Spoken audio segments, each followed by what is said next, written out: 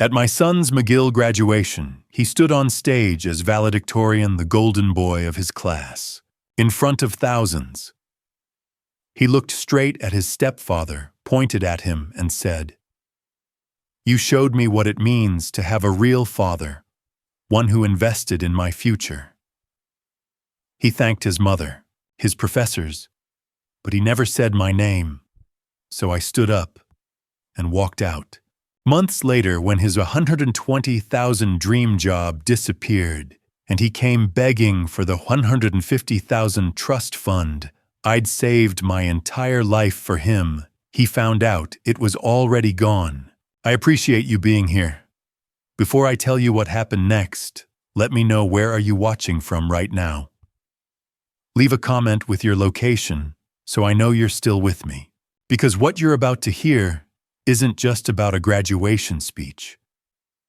It's about loyalty, silence, and the moment a father finally stops being invisible. And one quick note before we continue: some details in this story have been dramatized for storytelling purposes. Any similarity to real people or events is coincidental, but the message and lesson remain completely true. The air inside the McGill University fieldhouse was thick, smelling of floor wax, stale popcorn, and too much expensive perfume. It was sweltering hot, the kind of heat that makes a cheap suit stick to your back. And my suit was definitely cheap.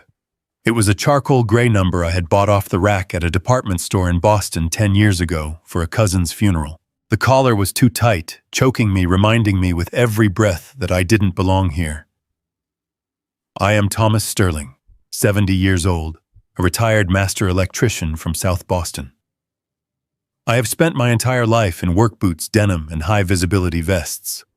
Sitting there in that folding metal chair, squeezed between people who looked like they owned sailboats and summer homes in the Hamptons, I felt like a rough stone in a bag of polished diamonds. But I didn't care about the heat or the suit. I was floating on pride. Pure, unadulterated pride. My boy Brandon was up there on the stage. My son. The kid who used to hold the flashlight for me when I fixed the wiring in our basement was now the valedictorian of one of the most prestigious universities in North America. I looked down at my hands resting on my knees. They are ugly hands.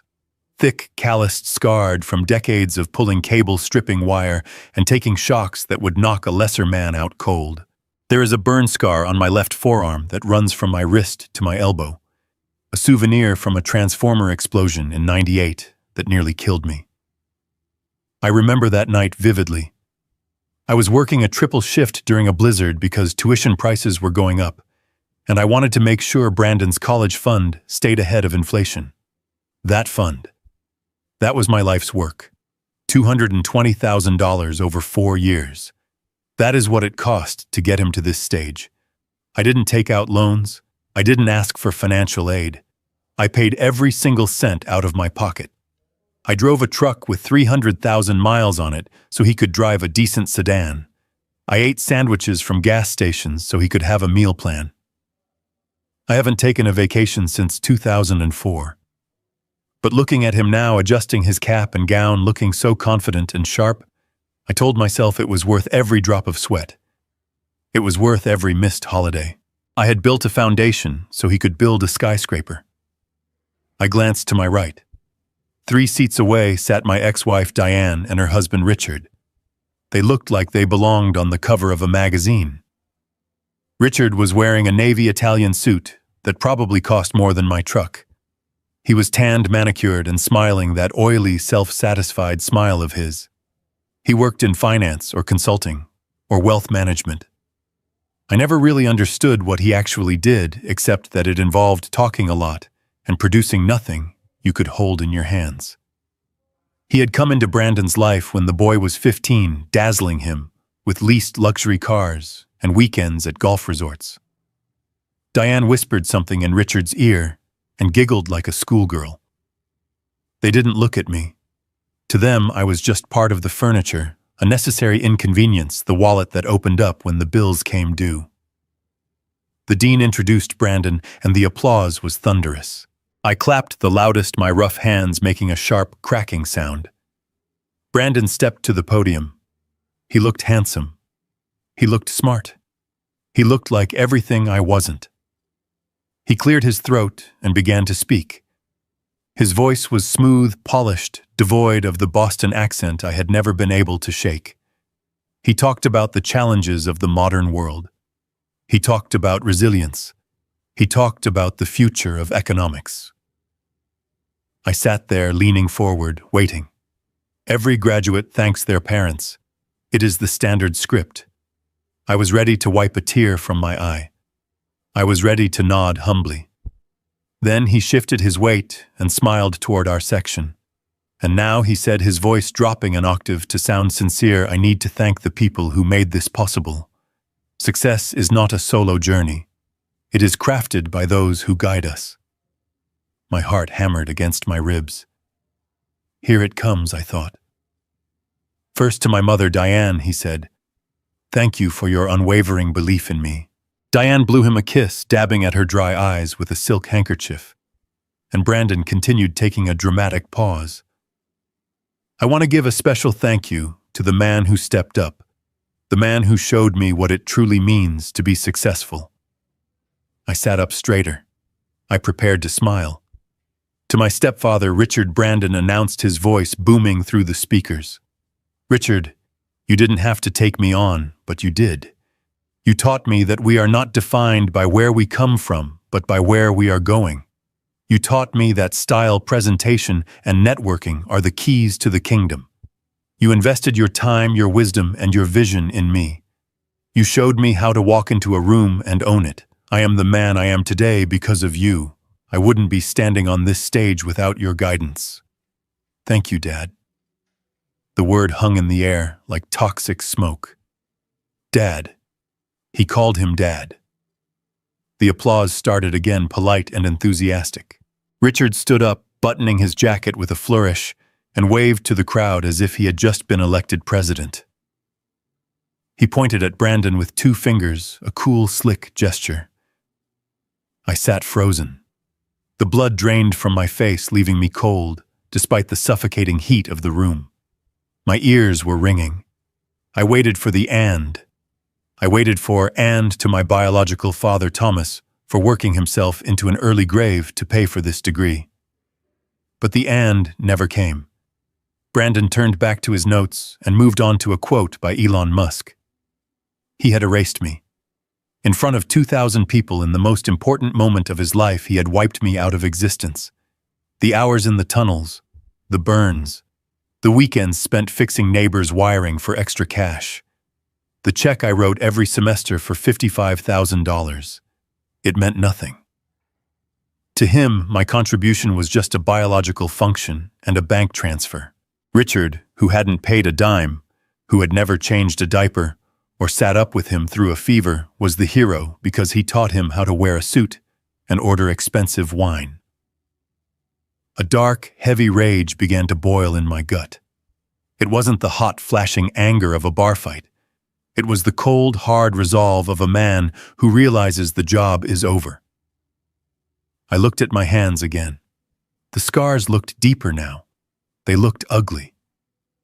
Brandon was ashamed of these hands. He was ashamed of the sweat that paid for his gown. I didn't think, I just moved. I pushed my metal folding chair back. It scraped against the gymnasium floor with a loud, high-pitched screech that cut right through Brandon's speech about innovation. Several heads in the rows in front of me turned around, annoyed. I stood up to my full height. I am a big man, broad-shouldered from 50 years of manual labor. I blocked the view for the people behind me. I didn't say, "Excuse me." I stepped into the aisle. The auditorium was designed to amplify sound, and my heavy work boots, the only pair of shoes I felt comfortable in, made a dull, rhythmic thud against the wooden floorboards of the aisle. Thud, thud, thud. On stage, Brandon faltered. He stopped speaking mid-sentence. He looked down and saw me. Our eyes locked. I saw confusion in his face, then a flash of embarrassment. He looked quickly at Richard, then back at me. I didn't frown. I didn't shake my head. I just looked at him with a face of stone. I turned my back on him. I walked up the long center aisle toward the back of the hall. The silence in the room was growing. The murmurs started. People were craning their necks to see the old man in the cheap gray suit walking out on the valedictorian. Sir, an usher whispered as I approached the doors. "Sir, you can't leave yet. The ceremony isn't over." I looked at the usher, a kid no older than Brandon.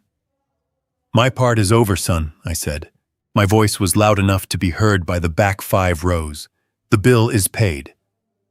I pushed open the heavy metal emergency exit doors. The bar clanged loudly. Sunlight flooded into the dim hall, blindingly bright.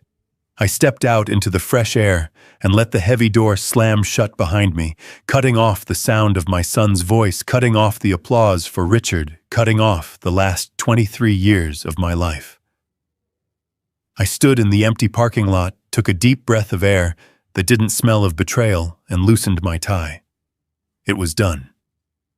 But they didn't know yet just how done it really was. The asphalt of the parking lot was radiating heat, like a skillet on a stovetop, burning through the soles of my boots as I walked fast toward the back row. I loosened the tie that felt like a noose around my neck and wiped the sweat from my forehead with the back of my hand. My truck was parked way in the back, a white 2010 Ford F-150 with a dent in the rear bumper and a heavy steel toolbox welded to the bed. It was not a pretty vehicle. It had rust spots on the wheel wells, and the paint was peeling on the hood, but it was paid for. It was honest. Just looking at it gave me a small measure of comfort after the circus inside that auditorium. I fumbled for my keys, my hands still shaking from the adrenaline of walking out. I just wanted to get on the highway. I just wanted to drive until the smell of expensive perfume and betrayal was out of my nose. Thomas.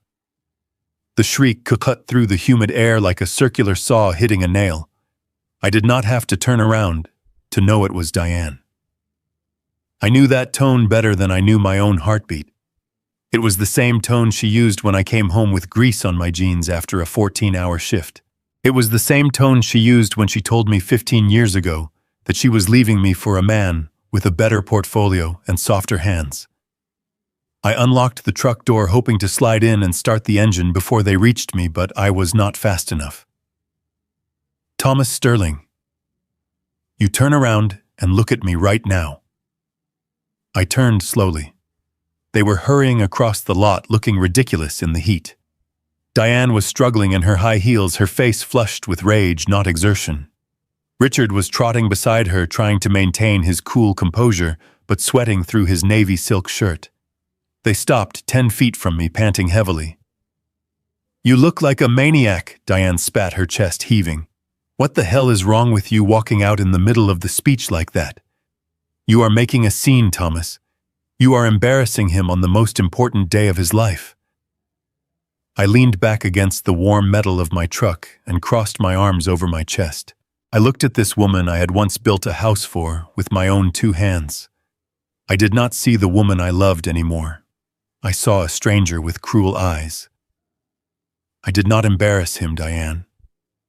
I said, my voice low and steady. "He embarrassed himself. He stood up there and lied to 2,000 people. He erased his own father." Richard stepped forward, smoothing his lapels. He put on that pitying smile, the one he used on waiters and valets, the one that said he knew secrets about the world that you were too simple to understand. "Come on, Tom, do not be so small," he said, his voice smooth like oil on water. The boy was just giving credit where credit is due. "You have to admit I have polished him up. I gave him the connections. I gave him the look. I turned him into a gentleman." He gestured at my truck with a dismissive wave of his manicured hand. "Look at this, Tom. Look at what you drive. Look at your hands. They are rough. They are dirty. How is a boy like Brandon supposed to aspire to greatness when his father drives a beat-up work truck? You provided the funds, sure, but I provided the future. The funds." He called $220,000 the funds like it was loose change found in a sofa cushion. Something snapped in my chest. It was not a loud snap, just a quiet, final breaking of the last thread of patience I had. I reached into my pocket and pulled out my phone. My screen was cracked, but it worked fine. I opened my banking app. It took a second to load on the slow data connection. I scrolled back to the transfer history. I held the phone out, shoving it right into Richard's face so he had to step back. "Read it," I snarled. $220,000. That is the total over 4 years. Tuition, room, board, books. Every single dime came from this truck. It came from wiring houses in July attics where the temperature was 130 degrees. It came from frozen fingers in December trenches. "Now you show me your phone, Richard. You show me the transaction history, where you paid for his future. Show me one check. Just one. Did you pay for his books? Did you buy his meal plan? Or are those suits you are wearing just rentals like everything else in your life?" Richard did not pull out his phone. He just sneered and adjusted his cufflinks, looking at me like I was a bug he wanted to squash, but did not want to dirty his shoe. He did not have to answer, because Diane did it for him. She stepped between us, her eyes cold and hard as diamonds. "Put your phone away, Thomas," she said, her voice dripping with disdain. "You are being pathetic. Paying for college was your obligation. That is what biological fathers do. They pay the bills. That is your function. That is your only value." But Richard gave him a world you could not even dream of entering. Brandon belongs to Richard's world now. He is a Sterling by name, but he is a Finch by nature. After today, you are just a memory, Thomas. You have served your purpose. You are expired. Expired. The word hung in the humid air, heavy and suffocating. She looked at me not with hate, but with total indifference, like I was a broken toaster she was throwing in the trash. And in that moment, the pain vanished. It was replaced by a clarity so sharp it cut. She was right. I had served my purpose. I had paid the bill. And now the contract was over. I did not yell. I did not curse. I just nodded slowly. "You are right, Diane," I said. "I am done." I opened the heavy door of the truck. The hinges creaked, a sound I used to hate but now sounded like music. I climbed into the cab. The seat was hot vinyl, but it fit me. I slammed the door shut, sealing myself inside my own world, a world of work and honesty. I put the key in the ignition and turned it. The engine roared to life with a rumble that shook the frame. It was a loud, unrefined sound, a working man's sound. Diane and Richard stepped back, wrinkling their noses at the exhaust fumes. I did not look at them. I shifted into drive and hit the gas. The tires kicked up a cloud of dust and gravel, coating Richard's shiny Italian shoes in a layer of gray grit. I watched them in the rearview mirror as they grew smaller and smaller, two little figures standing in the heat, thinking they had won. I muttered to the empty cab, my voice raspy but firm. "Fine. You want his world. You got it. Let us see how Richard's world feeds him when the check does not clear." The interstate stretched out before me like a gray ribbon cutting through the mountains of New Hampshire. Interstate 93 South. It is a long drive from Montreal back to Boston, 6 hours, if you are lucky with traffic, but today time seemed to stretch and warp. The only sound in the cab was the low hum of the tires on the asphalt and the rattle of my toolbox in the bed every time I hit a pothole. I kept the radio off. I did not want music. I did not want talk shows. I just wanted the silence to drown out the ringing in my ears, sumos from that auditorium. I gripped the steering wheel, feeling the worn leather under my calloused palms. These hands. Diane had hated these hands. I remembered the day she left 15 years ago. It was a Tuesday, raining just like it had been in my chest for months. She was standing in the hallway of the house I had wired myself, her suitcases packed by the door. She looked at me not with anger, but with a kind of exhausted disappointment that hurt worse than screaming. She had said, "Thomas, I am tired of the smell of ozone and sweat. I am tired of worrying about money. I want a life that looks good, not just one that works. She left because I was practical. She left because I was steady. And she ran straight to Richard, a man who was all flash and no foundation. I thought I had made peace with that years ago. I thought I was fine being the background character in her life as long as I could be the father to Brandon. But sitting in that truck, watching the mile markers blur past, I realized I had not been a father to him. Not in his eyes. I had been an ATM machine, a utility. Just like the electricity running through the walls of a house, you only notice it when it stops working, or when the bill comes due. I drove for 3 hours in a trance. The sun began to dip, casting long shadows across the highway. I thought about the trust fund. $150,000. It was not inherited money. I did not have a rich uncle like Richard pretended to be. That money was blood. It was 40 years of skipping lunch. It was driving this truck until the wheels fell off instead of buying a new one. It was the profit from selling the first house I ever flipped, money I had sworn I would not touch so that Brandon could have a seed to plant his own life. I had imagined giving it to him. I had played that scene in my head 1,000 times. I would hand him the check, maybe shake his hand and say, "Go build something real, son." Now that money felt like a lead weight sitting in the bank account. It felt like a joke. My phone buzzed against the passenger seat, vibrating against the vinyl. It was a sharp, intrusive sound in the quiet cab. I glanced over. The screen lit up. It was an email notification. I had blocked their numbers before I even left the parking lot, but I had forgotten to block the emails. The sender name was Brandon Sterling. I did not want to look. I knew it was going to be poison. But the curiosity that humans need to know just how deep the knife goes made me reach for it. I kept one hand on the wheel and picked up the phone. I held it up, squinting a little in the fading light. Subject: You are pathetic. I swallowed hard, my throat dry. I opened the message. Dad, it read. Or should I say Thomas, because a real father does not walk out on his son. You are absolutely pathetic. You tried to ruin my moment because your ego could not handle the truth. You want to talk about money. That is all you ever talk about. Well, guess what? I do not need your money.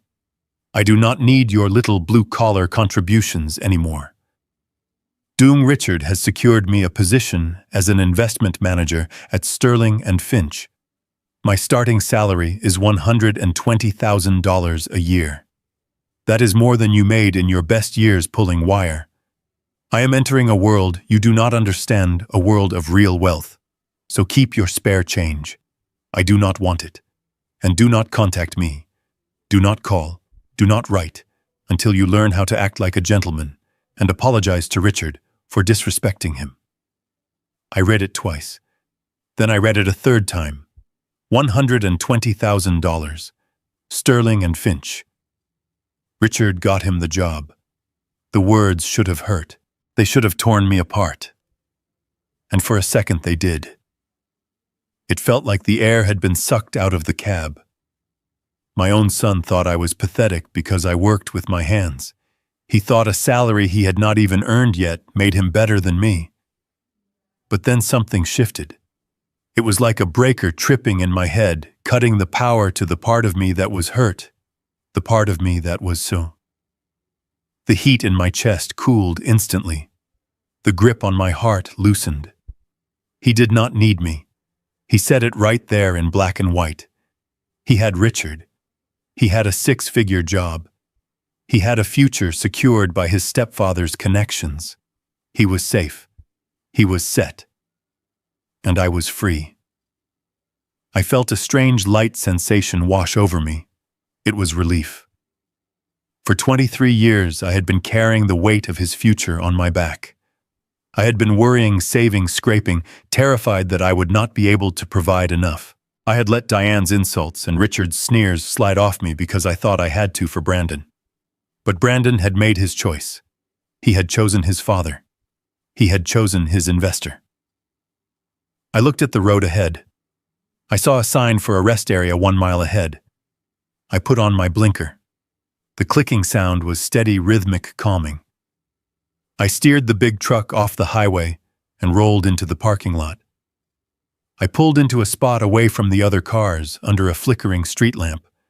I put the truck in park, but left the engine running. The rumble of the diesel was my only company. I picked up the phone again. I did not reply to the email. There was nothing to say. You do not argue with a man who thinks he knows everything. You let life teach him. I scrolled through my contacts until I found the name I needed. Katz Leonard, attorney at law. Leonard was an old friend, a guy I had wired an office for 30 years ago. He was sharp, cynical, and the only lawyer I trusted. It was late, almost 7 in the evening, but I knew Leonard. He lived in his office. I pressed call. It rang 4 times. Hello, Leonard's gravelly voice came through the truck's speakers. Tom, it is late. Everything okay? I took a deep breath. The air in the cab tasted stale, but in my lungs it felt clean. I am fine, Leonard, I said. I am better than fine. I am driving back from Montreal. Montreal, Leonard grunted. The graduation. Right. How did it go? Is the boy a genius yet? He is something, I said, my voice flat. Listen, Leonard. I need you to do something for me. First thing tomorrow morning. There was a pause on the line. Leonard could hear the tone in my voice. He knew that tone. It was the tone I used when a contractor tried to stiff me on a job. What do you need, Tom? I looked out the windshield at the dark trees swaying in the wind. I thought about the $150,000 sitting in that trust account. I thought about Brandon in his cap and gown, thanking Richard. I thought about the email. Do not need your spare change. Leonard, prepare the paperwork. I said, my voice steady as a rock. I want to change the beneficiary on the trust fund. $150,000. I want it moved, immediately. The morning light filtering through the dust motes in Leonard Katz's office did nothing to warm the room. It was situated in a brick building in downtown Boston that smelled permanently of old paper, lemon furniture polish, and the kind of stale coffee that has been sitting on a burner since dawn. I sat in the leather client chair, the one with the crack in the left armrest that I had told Leonard to fix 5 years ago. My hands were resting on my knees, still vibrating slightly from the 6-hour drive back from Montreal. On the heavy oak desk between us lay a single manila folder. It was thin, unassuming, but it weighed $150,000. Leonard took off his reading glasses and rubbed the bridge of his nose. He looked tired. We were both getting too old for this kind of drama. He sighed, a long, rattling sound that seemed to come from the depths of his chest. Tom, he said, his voice rough, you need to think about this. You are running on adrenaline and anger. The boy is 23 years old. He is an idiot. All 23-year-olds are idiots. I was an idiot. You were definitely an idiot. Do not burn the house down just because the kid played with matches. I looked at the folder. Inside was the certificate for the revocable living trust I had established when Brandon was born. That money was not just numbers on a spreadsheet. It was the sale of my first house, the one I rehabbed with my own sweat, stripping lead paint and replacing rotted joists until my back felt like it was breaking. It was 40 years of putting 10% of every paycheck into a low-risk index fund, ignoring the urge to buy a new truck or take a vacation just so the compound interest could do its work. It was supposed to be his safety net, his down payment on a house, his seed money for a business. I leaned forward, the leather of the chair creaking under my weight. This is not about anger, Leonard, I said quietly. This is about respect. And it is about reality. You did not hear the speech. You did not read the email he sent me. He was very clear. He said Richard is the one who invested in his future. He said Richard is the one who made him a man. I paused, letting the words hang in the air. If Richard is the investor, then Richard should have the privilege of funding the asset. I am just a biological necessity. I am the past, and the past does not pay for the future. Leonard put his glasses back on and looked at me with those sharp lawyer eyes. He knew me. He knew I was stubborn, but he also knew I did not make decisions lightly.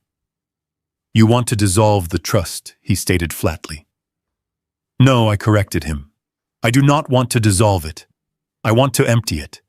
I want to transfer the entire principal, every single cent of the $150,000 out of Brandon Sterling's name. Today, right now. Leonard picked up his pen and tapped it against the desk. He was looking for a loophole, a way to stall me. Tom, if we move this money, there are tax implications. There are forms. It is not just pushing a button. I do not care about the taxes, I said. I will pay whatever the IRS wants. Just move the money. I have the account number right here where I want it to go. I slid a piece of paper across the desk. It was the routing number for a blind charitable account I had set up years ago for anonymous donations, mostly small things for the local trade school. Leonard looked at the number, then back at me. He saw the resolve in my face. He knew the conversation about the money was over. He opened the file, uncapped his pen, and started filling out the transfer authorization forms. The scratching of the pen on the paper was the only sound in the room for a long minute. It sounded like a shovel hitting dirt. While he wrote, I looked out the window at the brick wall of the adjacent building.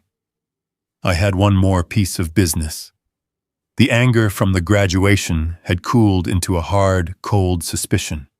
I had spent my life in construction. I knew how to spot a load-bearing wall, and I knew how to spot a facade. Richard was all facade. Leonard, I said, turning back to him, there is one more thing. He looked up, pausing mid-signature. What else, Tom? You want to write him out of the will too? That is already done in my head, I said. But this is about Richard. Sterling and Finch. That is the name of his firm, or his fund, or whatever he calls it. Leonard nodded slowly. I have heard the name. Flashy. They do a lot of aggressive marketing.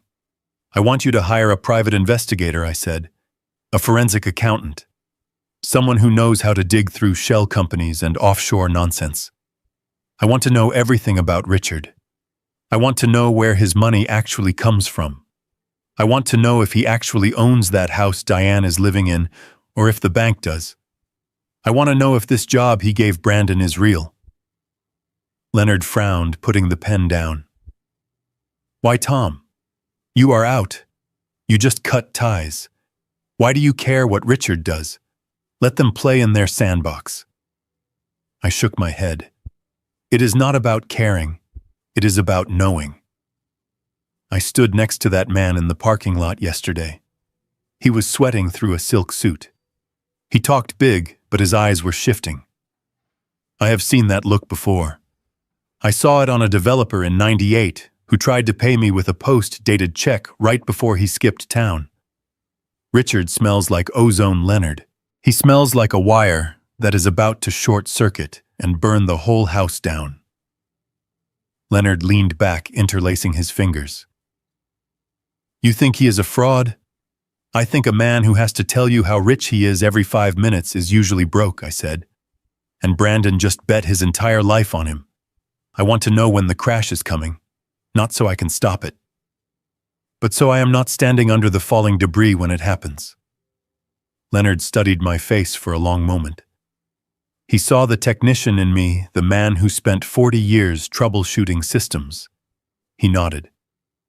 All right, he said. I know a guy. Ex-FBI specializes in white-collar fraud. He is expensive. Pay him, I said. Use the money from my personal savings, not the trust. I want a full dossier. Assets, liabilities, lawsuits, credit rating. Everything. Leonard made a note on his legal pad.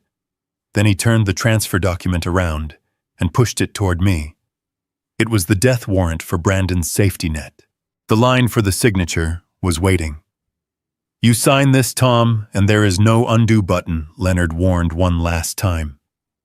"You are taking away the only thing that protects him from the real world. If this job with Richard falls through, if he stumbles, he has nothing. You are removing the safety rail." I picked up the pen. It felt heavy in my hand, heavier than a sledgehammer. I thought about Brandon's face on that stage. I thought about the arrogance. I thought about the way he looked at my truck with disgust. He thought he was flying. He thought he was above the laws of gravity because Richard told him he was. He needed to learn that gravity always wins. I signed my name, Thomas Sterling. The ink was black and permanent. I pushed the paper back to Leonard. "I know what I am doing, Leonard," I said, my voice devoid of doubt. "I am not hurting him. I am teaching him. He thinks investment is about suits and handshakes. He thinks it is about image." I stood up and buttoned my jacket. "I am teaching him the first and most important lesson of investment," I said, looking Leonard dead in the eye. "If you choose the wrong partner, you lose everything. Consider this his tuition for the school of reality."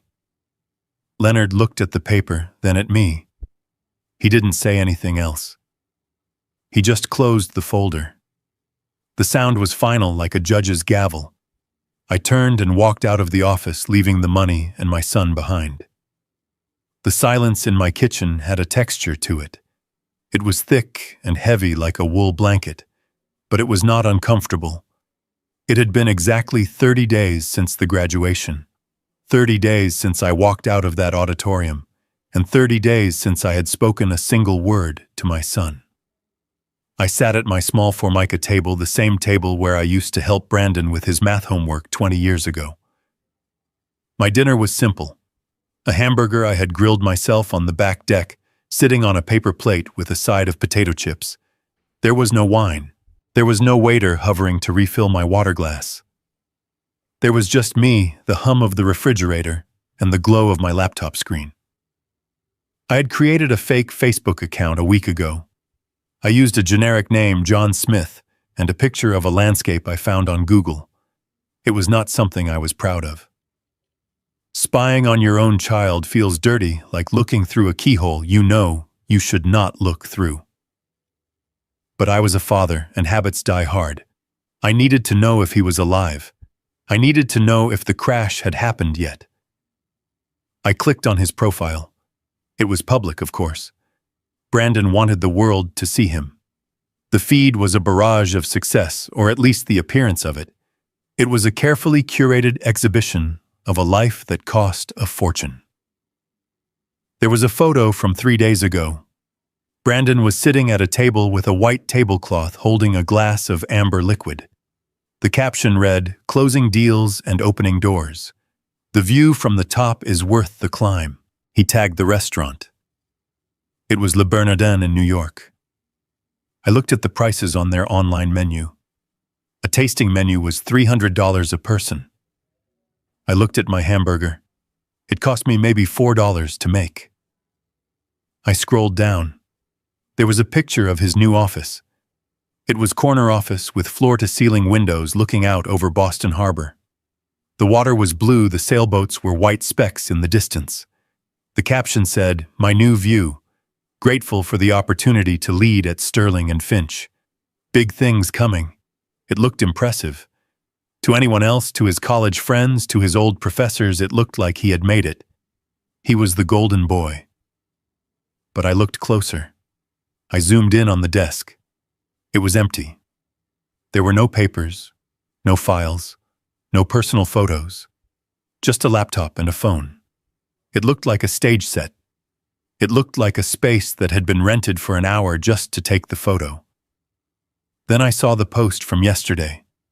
It was a close-up of his wrist. He was wearing a watch, a Rolex Submariner. The bezel was green. The caption was short. A welcome gift from Richard. He said a man is only as good as his time. Thank you for believing in me. I stopped chewing. I pushed my glasses up my nose and leaned in closer to the screen. I hit the zoom button until the image was pixelated. I have worked with metal my entire life. I know steel. I know gold. I know how things are put together. I know the difference between a machine-cut edge and a hand-finished one. I looked at the clasp of the watch. On a real Rolex, the crown logo on the clasp is distinct, sharp, raised with precision. The spacing is mathematically perfect. I looked at the one on Brandon's wrist. The crown was slightly off-center. The metal around the edges of the links looked too shiny, too reflective, lacking the brushed satin finish of high-grade 904L steel. It was subtle. Most people would never see it. But I saw it. It was a fake. It was a high-quality replica, probably costing a few $100s, meant to fool people from a distance. Just like Richard. I sat back in my chair and let out a short, dry laugh. It was perfect. Richard had given him a counterfeit watch to mark the start of his counterfeit career. Brandon was walking around wearing a lie on his wrist, thinking it was a symbol of his arrival. He was so desperate to be part of that world that he did not even realize he was being played. He was wearing costume jewelry and calling it a crown. I closed the laptop. I could not look at it anymore. The falseness of it made my stomach turn. I took my plate to the sink and washed it. The water was warm and soapy. It felt real. Earlier that day, I had spent 6 hours at Martha's house down the street. Martha is 82 years old, a widow who lives on a fixed income. A storm had blown through 2 days ago, and a large branch had come down on her back porch, smashing the railing and rotting out 2 of the support posts.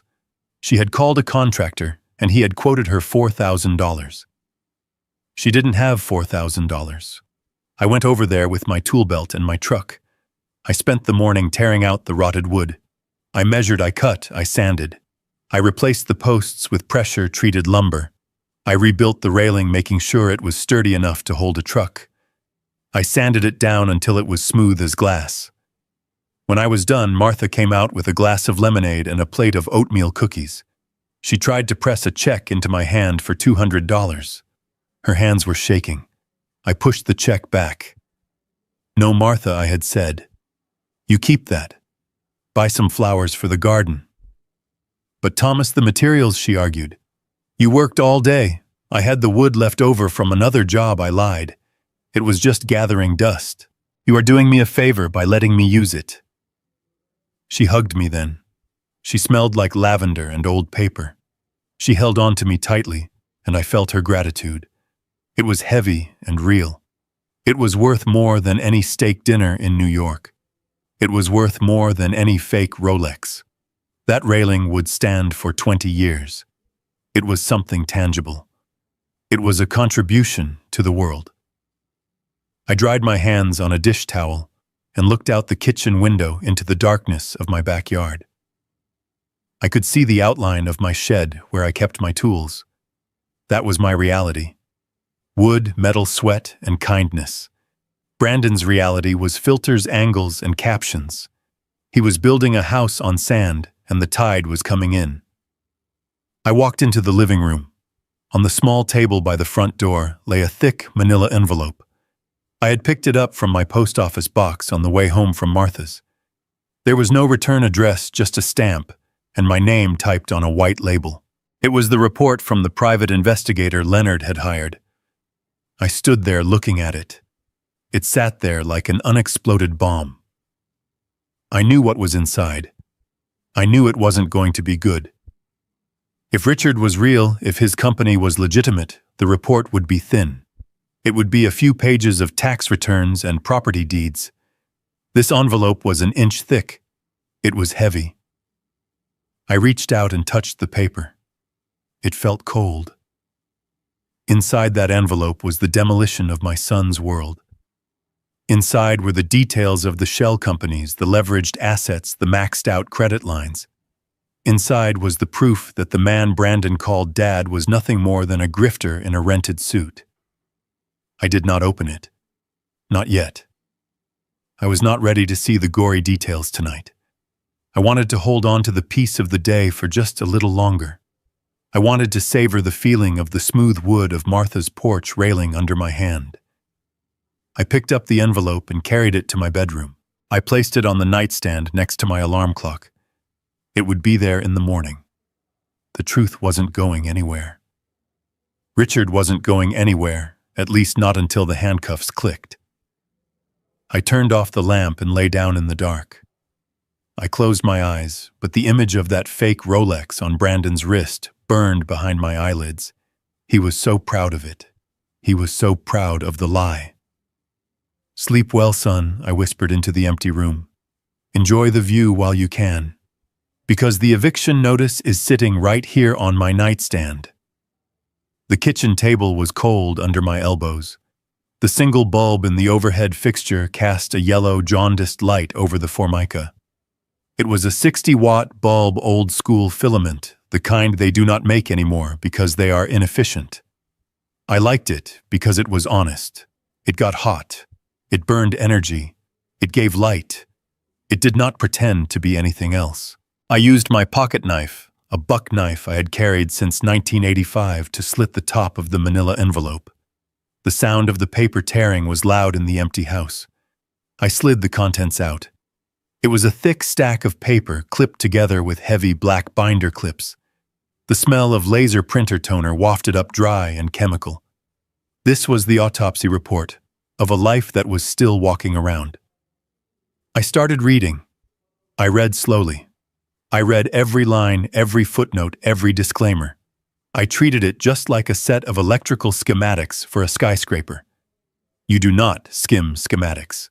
If you miss a detail in a schematic, people die. Buildings burn down. The first section was about the company, Sterling and Finch. The name sounded established.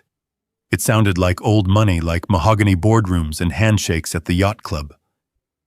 That was the point. The report stripped away the paint and showed the rot underneath. There was no Finch. There never had been. It was just a name Richard picked because it sounded good next to Sterling. And Sterling, well, that was my son's last name. He was using my son's name to sell legitimacy. The registered address for Sterling and Finch was not the high-rise office with the harbor view that Brandon had posted on Instagram. It was a virtual office in a strip mall in Revere, sandwiched between a dry cleaner and a discount vape shop. It was a mail drop. The glamorous office where Brandon took his selfies was a co-working space. You could rent a desk for $40 an hour. You could rent a corner office for a day to impress a client. It was a stage set. It was Hollywood. I turned the page. The financials. This was where the investigator earned his fee. Richard was not a licensed broker. He was not a fiduciary. He had lost his license to sell insurance in 2008 for unethical practices. The report detailed the flow of money. It was simple, elegant, and illegal. It was a classic Ponzi scheme. He took money from new investors, deposited it into an operating account, and used it to pay out dividends to older investors to keep them happy and quiet. He skimmed 20% off the top for management fees. There was no investment strategy. There were no stocks, no bonds, no real estate. The money just sat there until it was needed to pay someone off, or to buy Richard a new suit. I flipped to the section on assets. The Porsche. The car Brandon had bragged about. The car Richard drove like he owned the road. It was leased. Not even a standard lease. It was a short-term rental from a luxury car share service.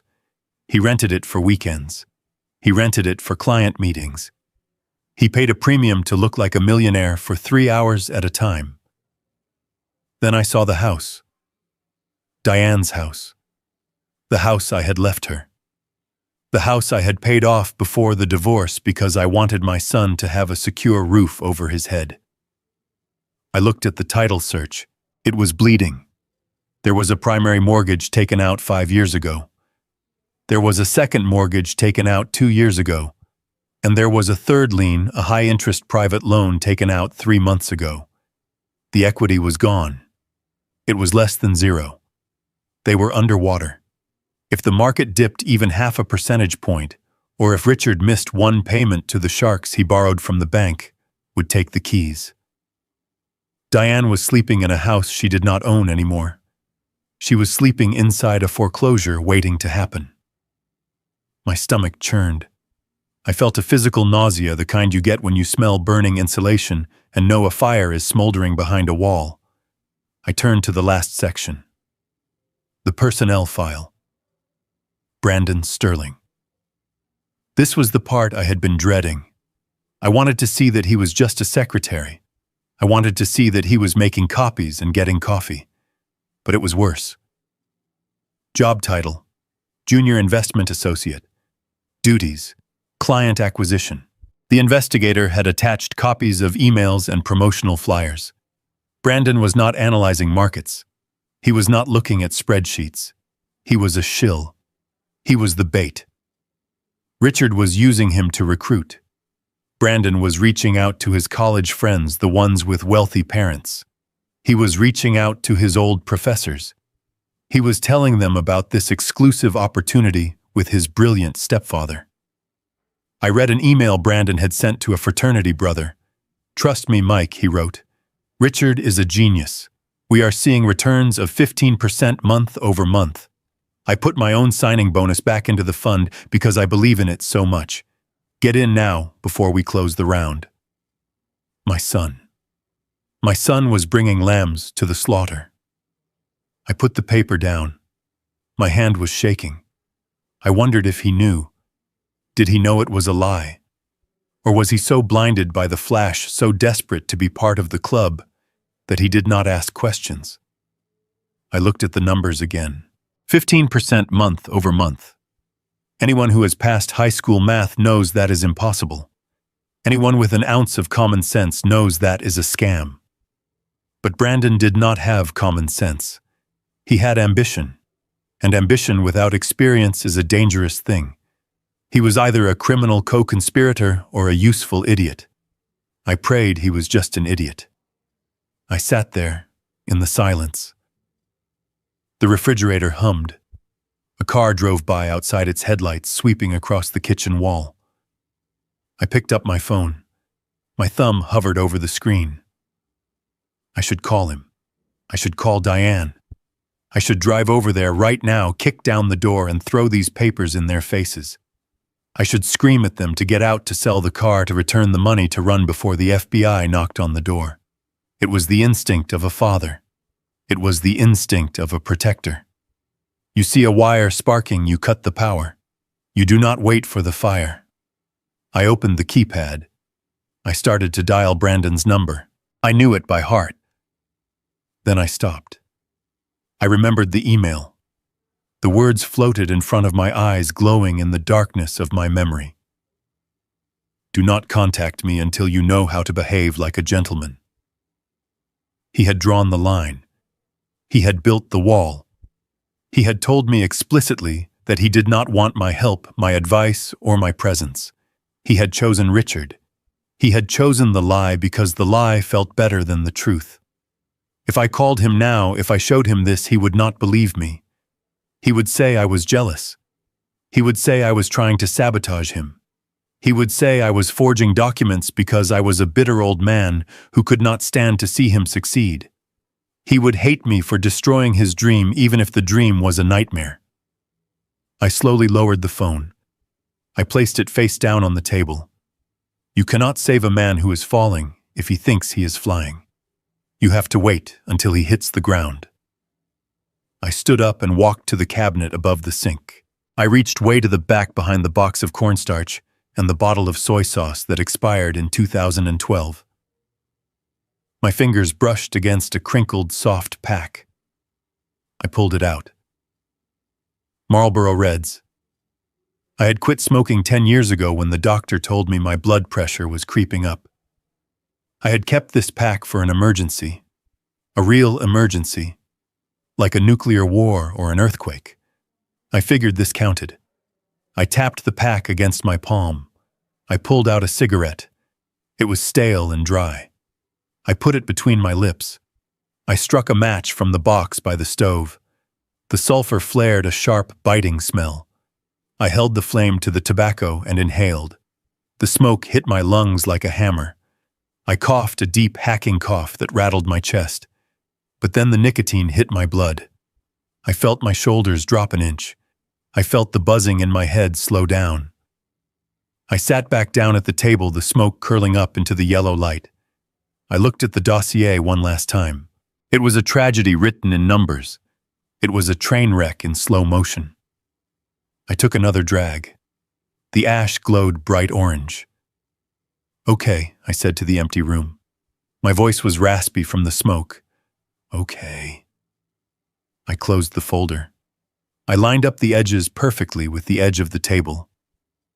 "If this is the world you want, Brandon, you can have it. You want to learn from Richard. Fine. Learn from him. Learn what happens when you build a life on theft and lies." I watched the smoke drift toward the ceiling fan. "Let it burn," I whispered. "Let it all burn down. I will be here with the broom when it is over. But I am not running into the fire this time." I sat there and smoked the cigarette down to the filter, watching the ash grow long and gray, just waiting for it to fall. The coffee at Joe's Diner on 4th Street always tasted a little like burnt rubber, but it was hot and it was cheap.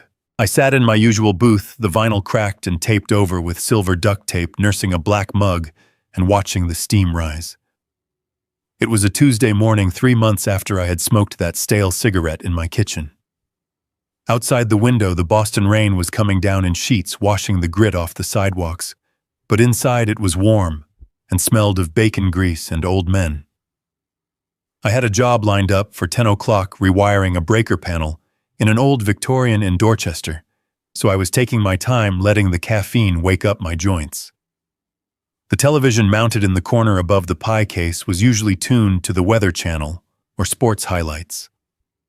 I mostly ignored it, just background noise to the clatter of silverware. But then the sound changed. The low drone of the weather forecast cut out, replaced by the urgent staccato beat of breaking news music. The volume went up slightly as the waitress Deb stopped wiping the counter and looked up. I looked up too. Breaking news flashed across the bottom of the screen in aggressive red letters. The scene was chaotic.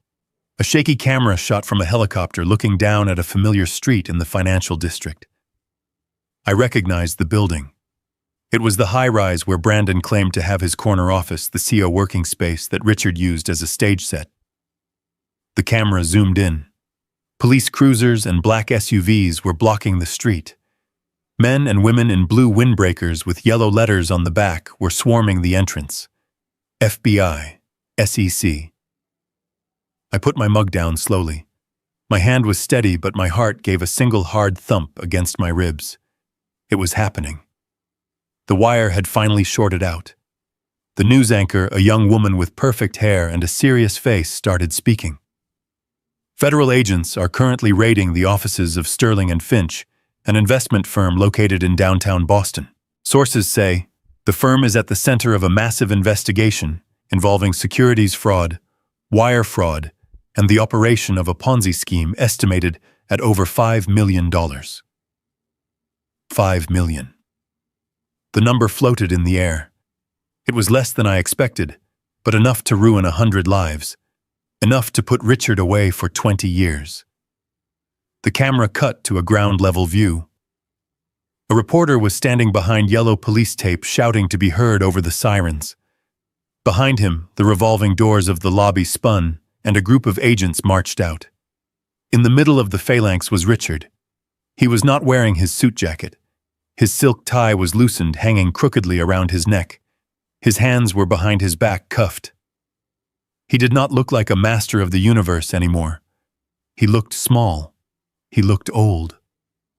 His face was gray, the color of wet cement, and he was sweating profusely, his expensive hair dye running down his temple. He was looking at the ground, trying to hide from the cameras, but there was nowhere to hide. An agent pushed his head down, guiding him into the back of a squad car like a common thief. I watched him disappear into the back seat. I felt nothing. No satisfaction. No joy. Just the cold confirmation of physics. What goes up on a lie must come down hard. Then the doors spun again. My breath hitched in my throat. Brandon walked out. He was not in handcuffs, but he was flanked by 2 officers. He looked like a child who had woken up in a burning house. His face was devoid of color, a mask of pure terror. His mouth was open slightly as if he was trying to ask a question no one would answer. He was wearing a suit, probably the one Richard had bought him, but it looked too big for him now, as if he had shrunk in the last hour. The camera zoomed in on him. He raised a hand to shield his face from the flashing lights of the press cameras.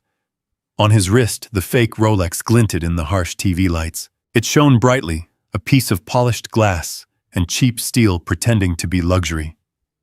I stared at that watch. He had worn it so proudly. He had flashed it on Instagram as a symbol of his arrival. Now it was just evidence. It was a symbol of his gullibility. The reporter continued his breathless narration.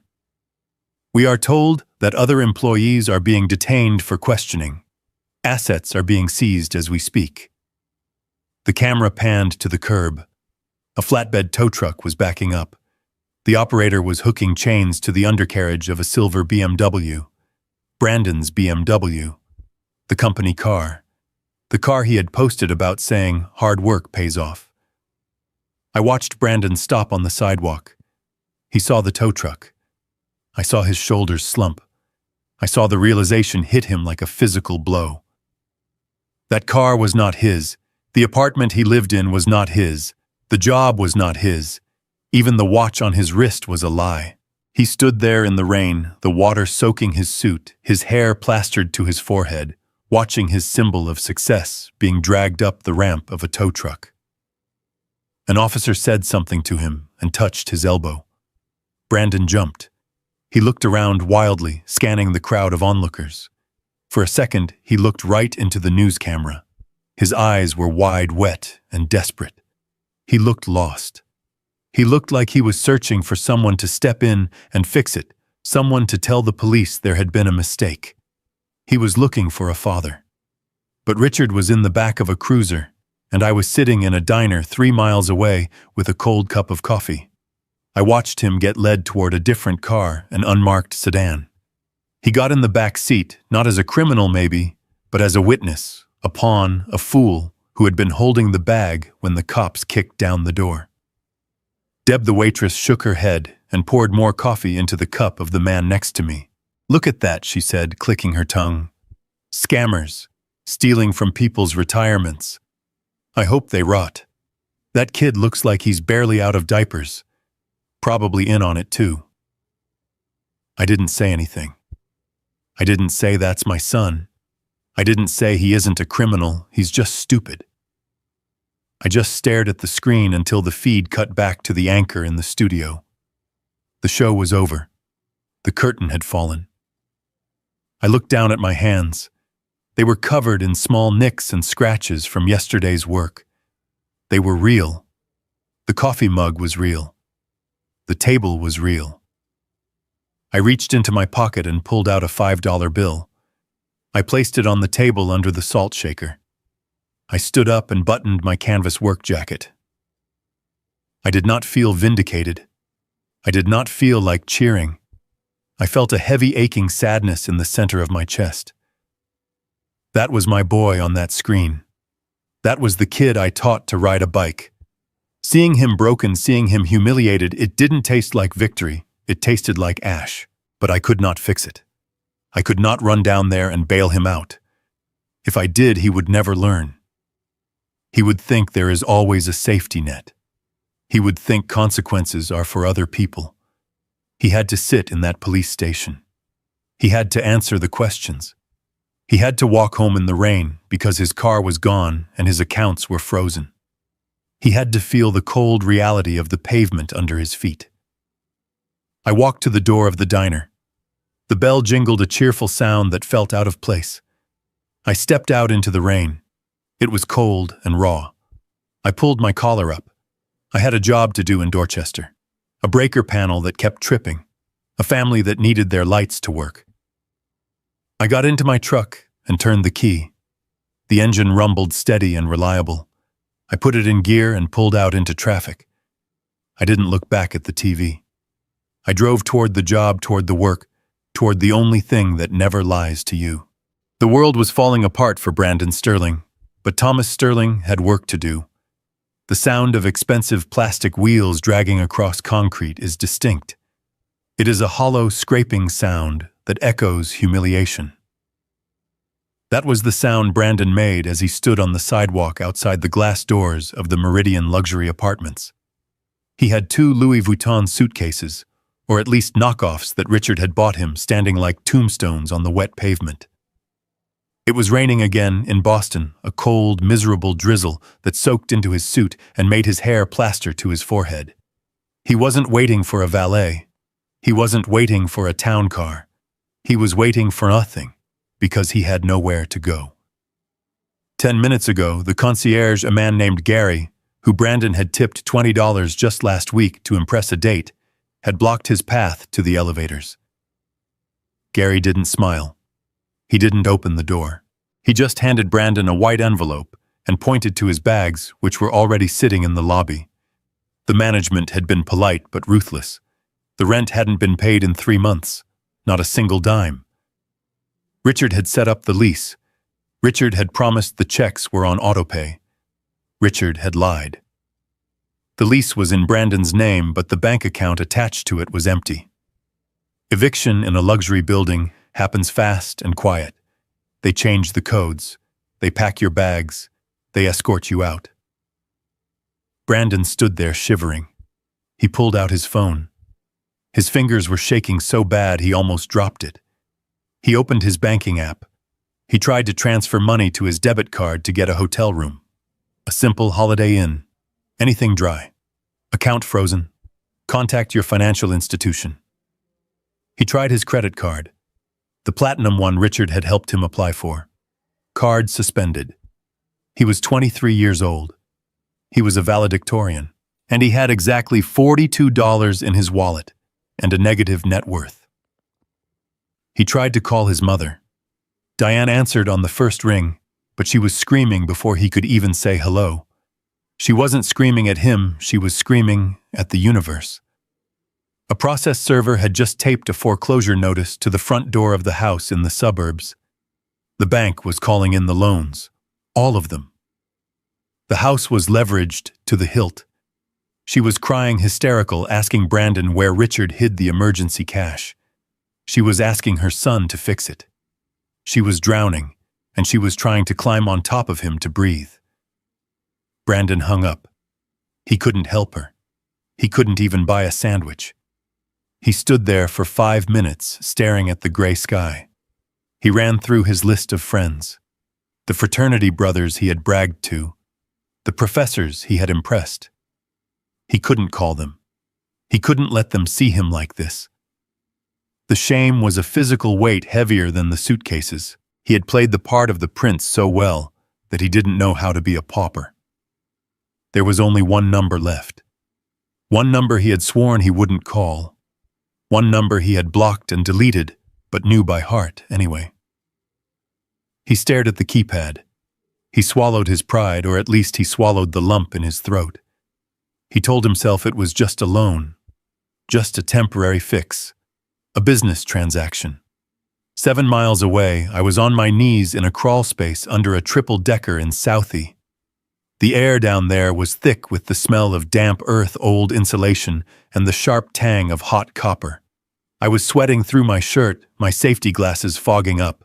I was brazing a new joint onto a water main that had sprung a leak and flooded the basement. It was dirty, back-breaking work. It was the kind of work Brandon despised.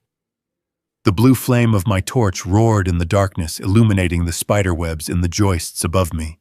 I watched the silver solder melt and flow into the joint, sealing it tight. Perfect. Solid. Real. My phone buzzed in my back pocket. I ignored it. I finished the weld, turned off the gas, and flipped up my welding goggles. I wiped the sweat from my eyes with a rag that was more grease than cotton. The phone buzzed again. Persistent. I pulled it out. The screen glowed in the gloom. Incoming call. Brandon. I stared at the name. My thumb hovered over the red button. I should send it to voicemail. I should let him figure it out. But I am a father. And even when you cut the cord, the phantom limb still aches. I slid my thumb across the green button. I didn't say anything. I just held the phone to my ear and listened to the sound of rain and traffic on the other end. Dad. The voice was small. It cracked on the single syllable. It wasn't the voice of the arrogant executive from the email. It was the voice of a kid who scraped his knee. Dad. Are you there? I took a breath. The air tasted of dust. I am here, I said. My voice was flat, devoid of warmth. What do you want? There was a pause. I could hear him shivering. Dad, look, I am in a bit of a jam. It is a misunderstanding, really. A clerical error. The firm, Richard's accounts are temporarily locked up because of this investigation thing. It is all standard procedure, just a compliance check, but it messed up my direct deposit. I closed my eyes. He was still doing it. He was standing in the rain, homeless and broke, and he was still spinning the lie. He still believed Richard was a titan of industry who just had a bad day. He couldn't admit the truth. He couldn't say the words. Dad, I just need a bridge loan. He continued, his voice rushing now, gaining a frantic speed. Just to get me through the week until the lawyers clear this up. I found a new place, a nice apartment, but they need a deposit and first month's rent today. It is $5,000. If you could just wire it to me, I will pay you back with interest as soon as Richard gets out. I promise. I will give you double. $5,000. He asked for it like he was asking for a glass of water. He wanted me to pay for another luxury apartment while he waited for a con man to get out of jail. He wanted my sweat money to fund his delusion. I looked at the copper pipe I had just fixed. It was strong. It would hold pressure. It did its job. You have the wrong number, I said. The words came out calm, but they felt like stones in my mouth. What? No, Dad. It is me, Brandon. Please, I am standing on the street. It is raining. You have the wrong number, I repeated louder this time. You are looking for an investor. You are looking for the man who secured your future. You are looking for your real father. Dad, please don't do this. Richard is detained right now. I can't call him. Richard is in the county lockup. Brandon, I said. He is wearing an orange jumpsuit. He isn't detained. He is arrested. He stole $5 million. He stole your mother's house. He stole your future. And you still want to wait for him. You still want to pay me back with his money. Silence on the line. Just the sound of cars hissing by on wet pavement. You want investment advice, I asked. Here is some free advice. Call Richard. Call the man who made you who you are. Ask him to teach you how to invest in cigarettes. I hear the margins in the prison commissary are fantastic. Dad. I pulled the phone away from my ear. His cry was desperate, a high-pitched plea of a child realizing the nightlight has burned out. Click. I ended the call. The silence of the basement rushed back in heavy and suffocating. I stared at the phone in my hand. My hand was shaking. A fine tremor ran through my fingers, rattling the heavy device. It wasn't fear. It wasn't joy. It was the adrenaline of amputation. I had just cut off my own limb to save the body. I sat there in the dirt for a long time. I thought about him standing in the rain.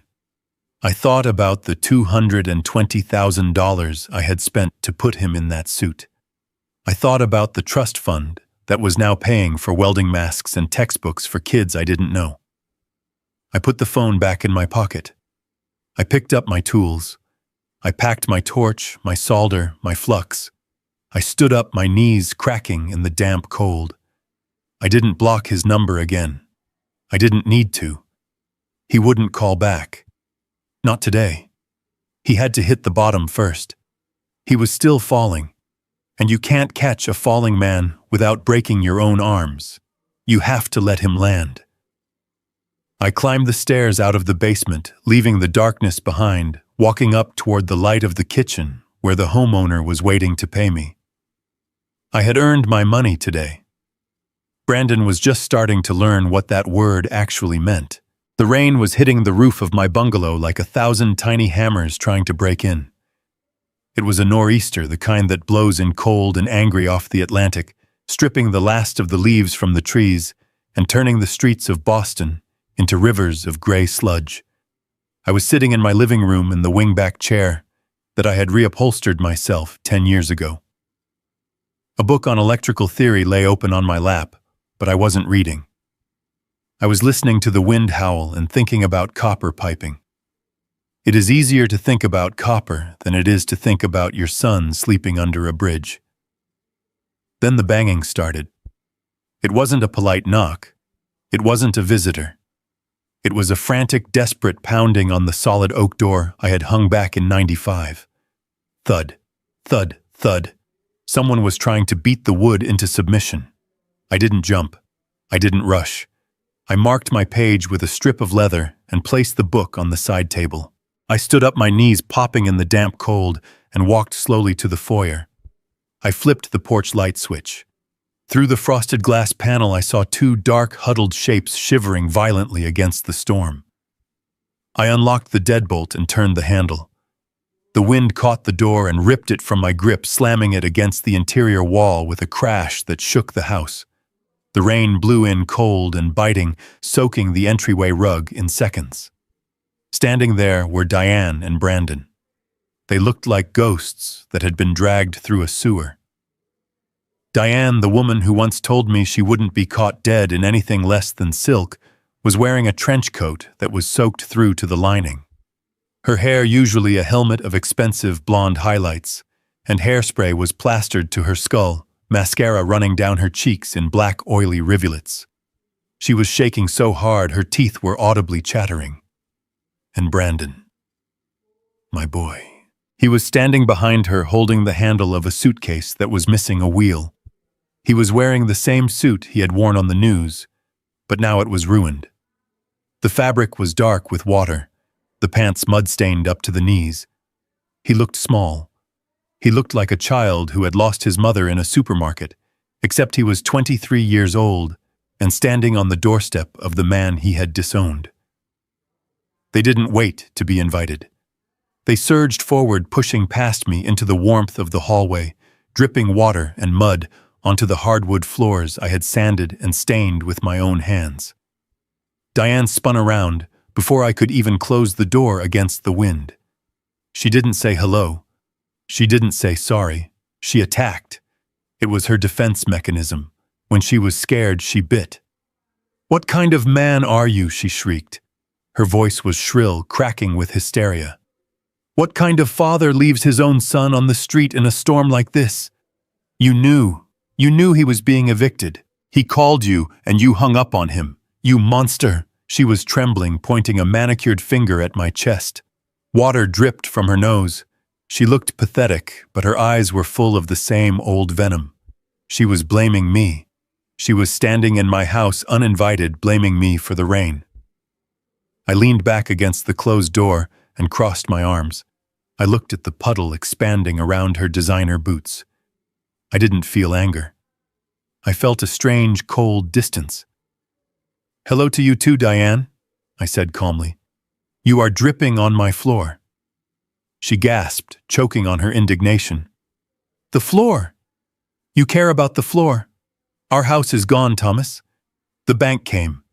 They came with the sheriff. They gave us 20 minutes to pack. 20 minutes to pack 30 years of life. They changed the locks. We have nowhere to go. We are on the street and you are worried about your precious floor." I looked at Brandon. He hadn't said a word yet. He was staring at the floor, his shoulders hunched. He wouldn't meet my eyes. He was shivering, his lips blue with cold. You had a house, I said to Diane. I gave you a house. It was paid for. It was free and clear. You and your genius husband managed to lose a paid-off house in 5 years. That takes talent. Don't you dare talk about Richard like that, she snapped, though her voice wavered. He is a victim in this too. He is innocent. It is a misunderstanding. The government is targeting him because he is too successful. I almost laughed. It would have been a bitter laugh. She was delusional.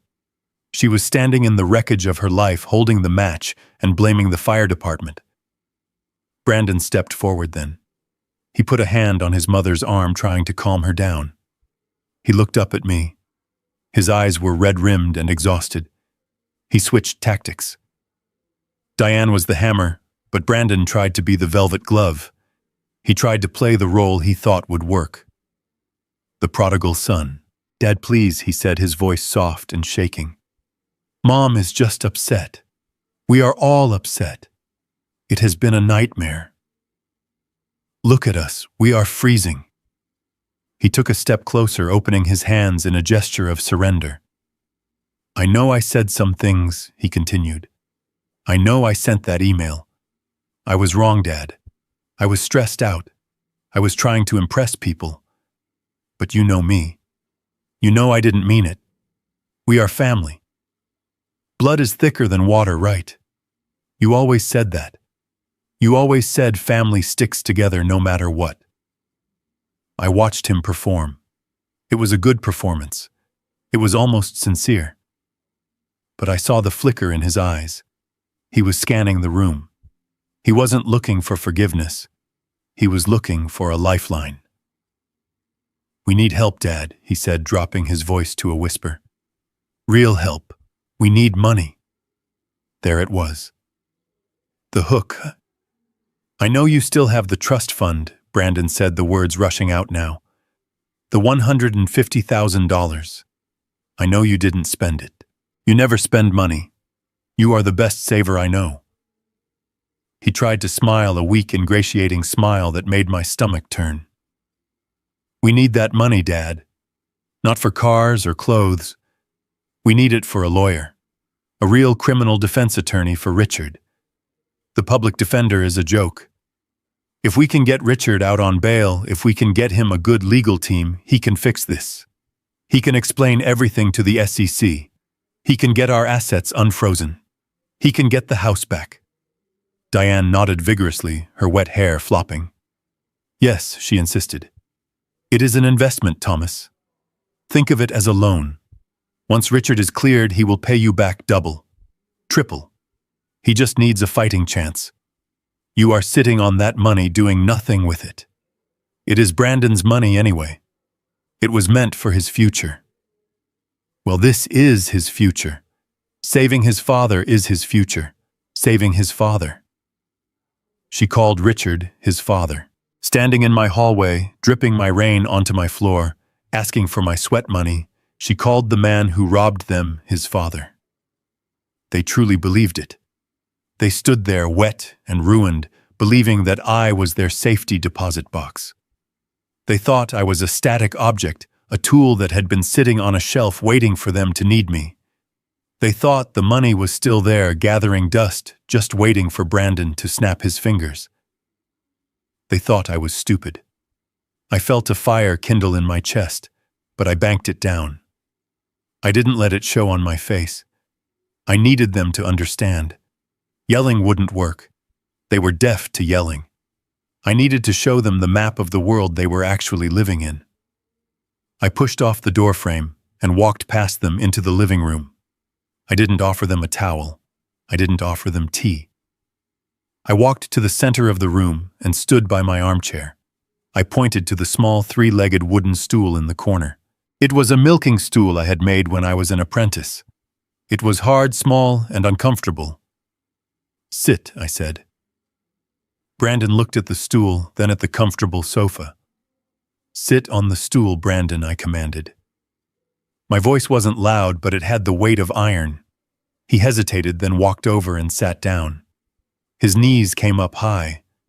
He looked ridiculous and small. Diane sat on the edge of the sofa, clutching her coat around her like armor. "You want to talk about the trust fund," I said, looking down at them. "You want to talk about investments. You want to talk about saving Richard." "Yes," Brandon said, hope lighting up his eyes. "Just until this blows over. It is the only way, Dad." I looked at him. I looked at the fake Rolex still strapped to his wrist, now fogged up with condensation from the rain. He was clinging to the Titanic while it was vertical in the water, asking me for a bucket to bail it out. "You think I am a bank?" I said. "You think I am a fallback plan? You think that because I love you, I will let you set yourself on fire to keep that con man warm?"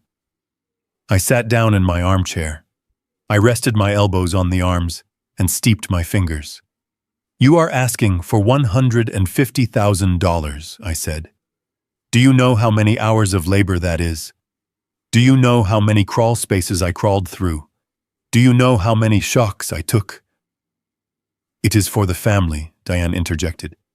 "It is for Brandon." "It was for Brandon," I corrected her. Past tense. I leaned forward.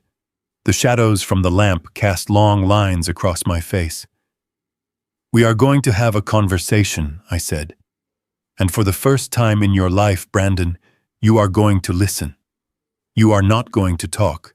You are not going to negotiate. You are going to listen.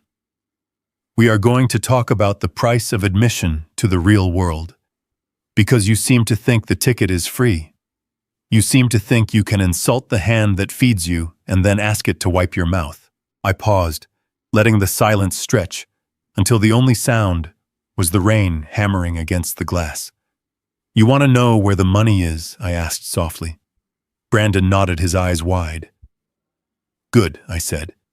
"Because I am going to tell you. And when I tell you, you are going to understand exactly what it costs to betray a man who gave you everything." I reached down to the floor beside my chair, where I had placed the manila envelope earlier that evening. It was the same envelope I had opened in my kitchen months ago, the one that smelled of laser toner and betrayal. It had been sitting in my safe waiting for this exact moment. I did not throw it. I did not slam it. I simply leaned forward and slid it across the coffee table. It stopped right in front of Brandon's knees. The sound of the heavy paper sliding against the wood was a whisper that screamed. "You want to save Richard," I said, my voice steady. "You want to use my life savings to bail out the man who taught you how to be a gentleman. Before you ask me for another cent, you need to see exactly what you are investing in. Open it. I appreciate you being here. Before I tell you what happened next, let me know where are you watching from right now. Leave a comment with your location, so I know you're still with me. Because what you're about to hear isn't just about a graduation speech. It's about loyalty, silence, and the moment a father finally stops being invisible. And one quick note before we continue: some details in this story have been dramatized for storytelling purposes. Any similarity to real people or events is coincidental, but the message and lesson remain completely true. Brandon looked at the envelope like it was a loaded gun. He looked at me, then at his mother. Diane was hugging herself, rocking slightly, her eyes fixed on the floor. She did not want to look. She knew deep down in the places she tried to ignore that the truth was inside that packet. "Go ahead, Brandon," I urged him. "You are a businessman. You are an investment manager. You know the importance of due diligence. Read the prospectus." His hand shook as he reached out. He undid the clasp and pulled out the stack of papers. The top page was the summary of the investigation, but I told him to skip it.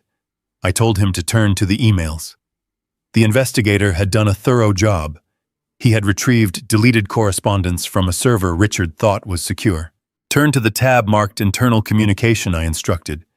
"Read the email dated June 12th. That was 2 weeks after your graduation." Brandon flipped the pages. The paper rustled loudly in the quiet room. He found the page. I watched his eyes scan the text. I saw the moment the words hit him. His face, already pale from the cold, turned a sickly translucent white. His mouth opened, but no sound came out. "Read it out loud," I said. He shook his head, tears welling up in his eyes. "Read it," I commanded. His voice was a croak barely audible over the rain. Subject: The kid. 2. Legal. From Richard. The text says. He stopped. He could not finish. It says I continued for him reciting the words I had memorized in the darkness of my kitchen. It says, "Do not worry about the compliance audit. I have set up the offshore accounts in the kid's name. He is the signatory. If the SEC comes knocking, he is the fall guy. He signs whatever I put in front of him. He is arrogant, and he is desperate to please. He is the perfect patsy." Diane let out a gasp, a sharp intake of breath that sounded like she had been stabbed. "No," she whispered. "No. That is fake. You forged that, Thomas. Richard loves him. Richard treats him like a son." I ignored her. I kept my eyes locked on Brandon. "Keep reading, son," I said. "Look at the next attachment. It is a bank authorization form for a shell company in the Cayman Islands, whose signature is on the bottom line." Brandon flipped the page. He stared at the document.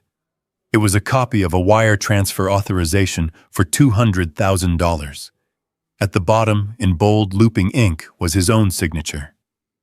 I remember this," Brandon stammered. "He told me it was just a standard tax form for my bonus. He said it was routine. He said I was an officer of the company now, and I needed to sign for the operating expenses." "You signed a confession, Brandon," I said brutally. "You signed a document admitting that you control the funds that were stolen from retirees. Richard set it up so that when the handcuffs came out, they would fit your wrists just as well as his. He did not give you a job. He gave you a prison sentence." The paper slipped from Brandon's fingers and scattered on the floor. He put his head in his hands. His shoulders shook. The idol had fallen. The man he worshipped, the man he insulted me to praise, had looked at him and seen nothing but a useful idiot, a disposable shield. Diane stood up. She was vibrating with denial. She walked over to the table and swiped the papers away, as if getting rid of the evidence would change the reality. "Stop it, Thomas," she screamed. "You are enjoying this. You are twisting everything. Maybe he made some mistakes with the paperwork, but he did it to protect the family. He is under a lot of pressure. He loves us. He loves me. We are partners. We are a team." I looked at my ex-wife. I saw the fear behind the anger. She was terrified that her entire life was a lie. She was terrified that she had left a good man for a phantom. "He loves you," I repeated. "Is that what you think?" I reached into the envelope which was still on the table and pulled out the last section of the report. This was the part I had hesitated to show them. It felt cruel. But surgery is cruel. You have to cut to heal. I held up a sheet of paper. It was a credit card statement. "Look at this, Diane," I said. "Look at the charges. The 4 seasons in Miami. Cartier. Tiffany. The dates match the weekends he told you he was at investment conferences in New York." I tossed the paper onto the coffee table. Then I tossed a photograph on top of it.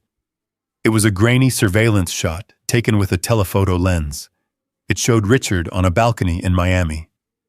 He was wearing a bathrobe. Standing next to him with her hand on his chest was a woman who was definitely not Diane. She was young, maybe Brandon's age. She was laughing. "Her name is Vanessa," I said, my voice flat. "She is 24 years old. She is an aspiring model. And do you know where the money from your house refinance went, Diane? It didn't go into the market. It didn't go into stocks. It went into a condo in South Beach. It is in her name." Diane stared at the photo. Her eyes traced the lines of Richard's face, the smile she thought was reserved for her. She looked at the young woman.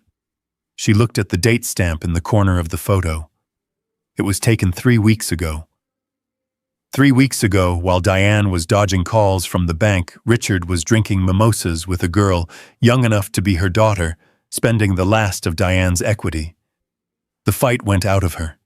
It drained away like water from a broken glass. She sank back onto the sofa, not sitting, but collapsing. She made a sound, a low, keening wail that was pure heartbreak.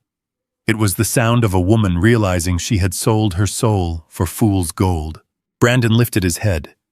He looked at his mother broken on the couch. He looked at the papers scattered on the floor, the evidence of his own stupidity. He looked at the photo of the woman who had replaced his mother. Then he looked at me. His eyes were red, swollen, and terrified. The arrogance was gone. The valedictorian was gone. All that was left was a scared kid who realized the monsters under the bed were real. "Dad," he choked out. The word sounded foreign in his mouth, but it was desperate. "Dad, I am so sorry. I didn't know. I swear I didn't know. I was so stupid. I just wanted to be... I wanted to be like him." He slid off the stool and onto his knees. He crawled forward a few inches, reaching out toward me, but not daring to touch me. "Please, Dad. You were right. You were right about everything. He used me. He destroyed us." He wiped his nose with the back of his hand, smearing dirt and tears across his face. "But you can fix it," he pleaded. "You are the only one who can fix it. We need that money. Not for Richard. Forget Richard. Let him rot. But for us. For Mom. For me. I need a lawyer, Dad. If those documents are real, I could go to jail. I need a defense attorney. I need to pay fines. I have nothing." He looked up at me, his eyes begging, pleading for the safety net he had cut down. "Can I have the trust fund, Dad? Please. Just give me the money. I will do whatever you want. I will work. I will pay you back. Just save me. I know you still have it. You always save it. You are my dad. You have to save me." The room was silent except for Diane's soft sobbing and the rain outside. Brandon knelt there waiting for the check. He was sorry, yes. He was terrified, yes. But he still didn't understand. He still thought the solution to his problem was my money. He thought an apology was a coin you put in a machine to get a bailout. He thought the trust fund was still his right. I looked at him, and for a moment I wanted to give it to him. I wanted to write the check and make the fear go away. That is what fathers do. But I knew that if I did that, I would be finishing the job Richard started. I would be teaching him that consequences are negotiable. I would be teaching him that he could burn down a house and someone else would always build him a new one. I stood up slowly. My knees cracked. I looked down at my son groveling on the floor of the house he had been too ashamed to visit for 4 years. "You want the trust fund?" I asked softly. "Yes." Brandon breathed, hope flooding his face. "Yes, please." I turned and walked to the antique secretary desk in the corner of the room. I opened the top drawer. I reached inside and pulled out a large, thick envelope. It was cream-colored, heavy stock with a logo embossed in blue ink on the corner. I walked back to the center of the room. I held the envelope up so Brandon could see it. "This is the trust fund," I said. "Or at least this is what happened to it." Brandon scrambled to his feet, reaching for the envelope. He thought it was a bank draft. He thought it was salvation. I handed it to him. "Open it," I said. He tore it open. He pulled out the contents. It wasn't a check. It was a glossy brochure and a stack of letters. On the front of the brochure was a picture of a group of young men and women. They were wearing hard hats and safety glasses. They were holding welding torches and pipe wrenches. They were smiling, but their faces were dirty. They looked tired. They looked proud. The logo at the top read, Northeast Trade Scholarship Fund. Brandon looked at the brochure, then at me, confusion clouding his face. "What is this?" he asked. I took a step closer to him. You stood on that stage and you told 2,000 people that Richard was the one who invested in you, I said. You said I was just a wallet. You said you didn't need my spare change. I pointed at the brochure in his hand. So I listened to you, Brandon. I respected your wishes. I took the $150,000, every single penny of it, and I invested it. But I didn't invest it in you. I invested it in the future. I reached out and tapped the picture of the young students. That money funded full scholarships for 10 kids from the inner city. Kids who grew up without fathers. Kids who know the value of $1 because they have never had one they didn't earn. They are studying to be electricians, plumbers, welders, the people you think you are better than. Diane lifted her head, her eyes wide with horror. You gave it away, she whispered. You gave away our son's money to strangers. It wasn't his money, I snapped, my voice finally rising. It was my money. It was my blood. And I gave it to people who will honor it. I gave it to people who will use it to build something real, not to buy fake watches and rent fake lives. Brandon dropped the brochure. It fluttered to the floor, landing on top of the evidence of Richard's crimes. He looked at me with a look of total devastation. The hope was gone. The safety net was gone. He was falling, and there was nothing beneath him but the hard, cold ground. You really did it, he stammered. It is gone. It is all gone. It is not gone, I said. It is just in better hands. I walked to the front door and opened it. The wind howled, blowing rain into the hallway. Now, I said, looking at the two of them. Get out. The brochure lay on the floor between us, a splash of color against the dark wood, but Brandon was staring at it as if it were a warrant for his execution. He picked it up with trembling fingers, his eyes darting across the glossy paper, desperate to find a number, a balance, a bank account, anything that looked like salvation. But there were no routing numbers. There were no maturity dates. There were only faces. Faces of young men and women who looked nothing like the people he partied with in downtown Boston. These were faces smeared with grease, framed by safety helmets, eyes bright with a hunger that Brandon had never known because I had always fed him before he could feel it. I walked over to the desk and picked up the rest of the packet that had been inside the envelope. I held a stack of handwritten letters in my hand. They were written on notebook paper, some in pencil, some in cheap blue ink. They didn't have the letterhead of a law firm or a hedge fund. They smelled of graphite and gratitude. You remember your speech, Brandon? I asked, my voice filling the room, pushing back against the sound of the rain. You remember what you said into that microphone? You said Richard was the one who invested in you. You said he was the one who saw your value. You told the world that my contribution was irrelevant. You made it very clear that you respected capital, not labor. You respected the check writer, not the check earner. I took a step toward him. He flinched, pulling his knees up to his chest on the hard stool. So I did what any good investor does, I continued. I reallocated my assets. I moved my capital to a sector that showed promise. I moved it to people who understand that if you want lights, you have to wire the switch. I held out the first letter. Read this, I commanded. He didn't move. He couldn't. He was paralyzed by the dawning horror that the money wasn't just hidden, it was gone. I will read it for you, I said. It is from a kid named Miguel. He is 19 years old. He has been raising his 2 little sisters because his mother works 3 jobs. He wanted to be a welder, but he couldn't afford the certification classes. He was going to drop out and work at a fast food joint to pay the rent. I looked down at the letter, my voice softening just a fraction, as I read the words that had healed a part of my heart 3 months ago. Dear Mr. Sterling, Miguel wrote, I do not know who you are, but you saved my life.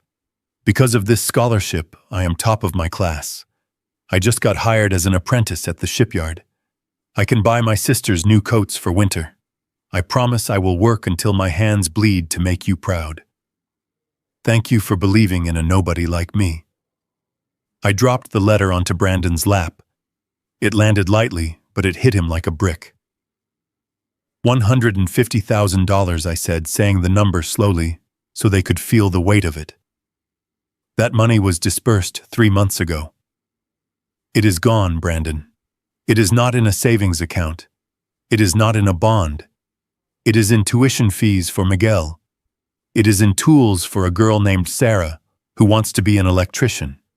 It is in textbooks for a boy named David, who wants to be a plumber. It is spent. Every single dime. Diane let out a sound that was half scream, half sob. She stood up from the sofa, her face twisted into a mask of pure, incredulous fury. The shock had worn off, replaced by the panicked realization that the life raft she thought was waiting for her had been burned to ashes. "You are insane," she shrieked, her voice bouncing off the walls. "You are absolutely out of your mind, Thomas. You gave away our money. You gave away $150,000 to strangers, to random people who mean nothing to us. You threw it in the trash just to spite us." She rushed toward me, grabbing the lapels of my work jacket, shaking me with a strength born of hysteria. That was Brandon's money, she yelled, spit flying from her lips. It was his birthright. It was family money. How could you give it to gutter trash when your own son is in trouble? You chose strangers over your own blood. You are sick. You are a sick, bitter old man. I grabbed her wrists. My grip was firm, forged by 50 years of bending steel conduit. I pulled her hands off my jacket and pushed her back. I didn't push her hard, just enough to create space enough to show her that she couldn't move me. Strangers. I roared, my voice finally breaking the calm facade I had maintained all night. You call them strangers. I snatched the stack of letters from the table and held them up, shaking them in her face. These kids write to me every month. They send me their report cards. They send me pictures of their first welding beads. They tell me about their lives. They ask me for advice on how to handle a difficult foreman.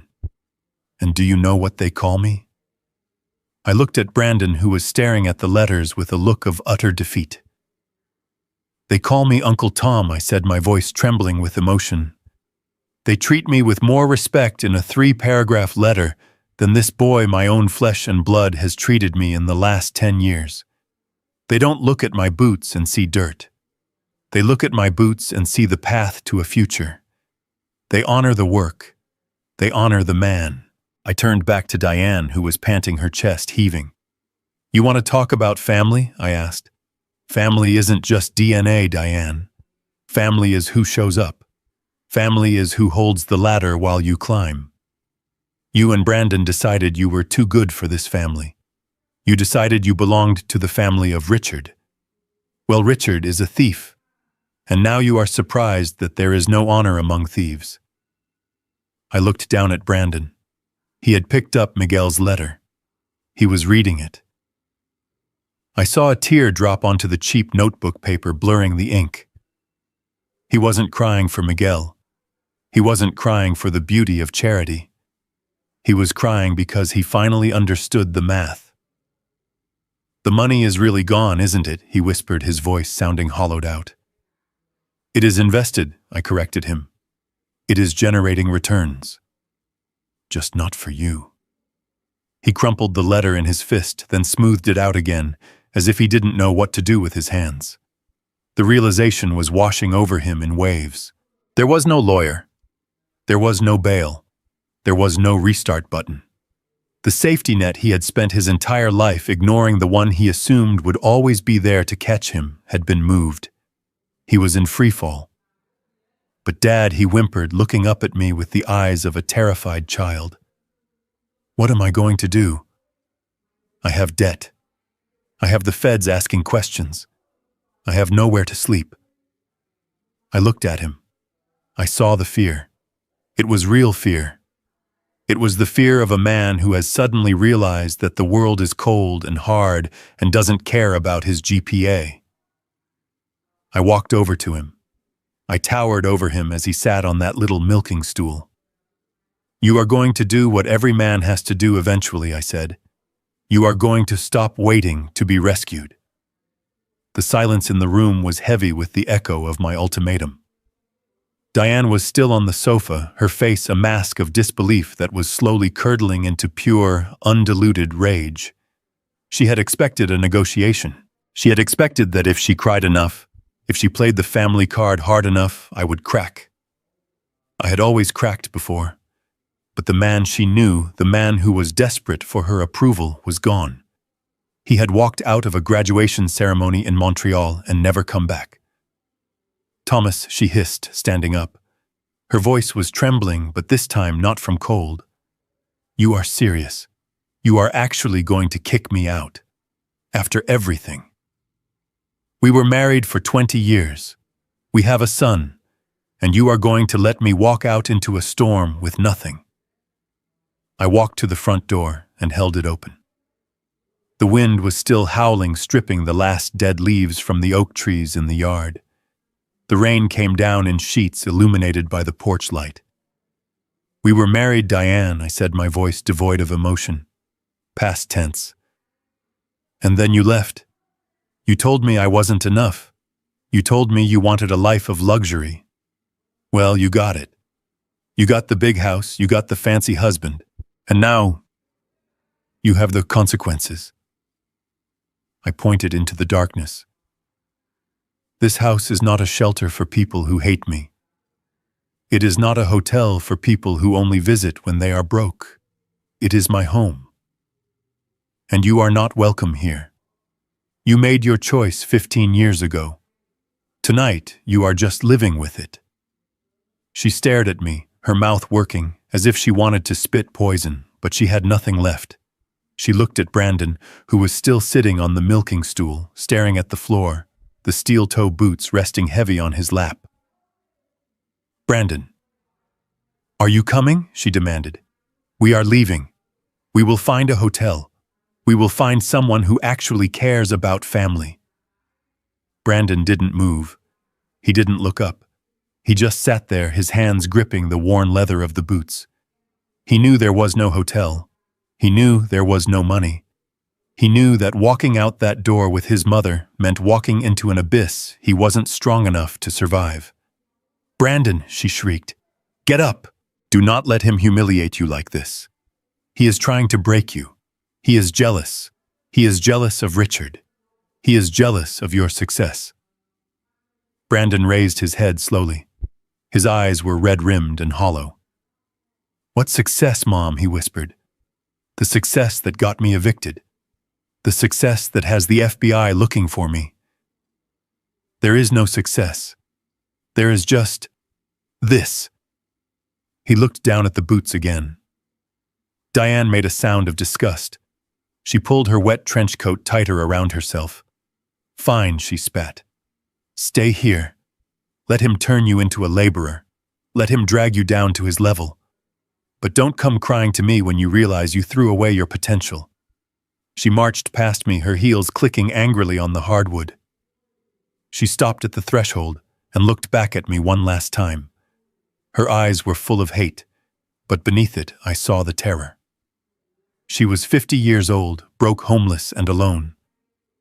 I hope you rot, Thomas, she said. I hope you die alone in this sad little house with your money and your self-righteousness. I watched her walk down the steps and into the rain.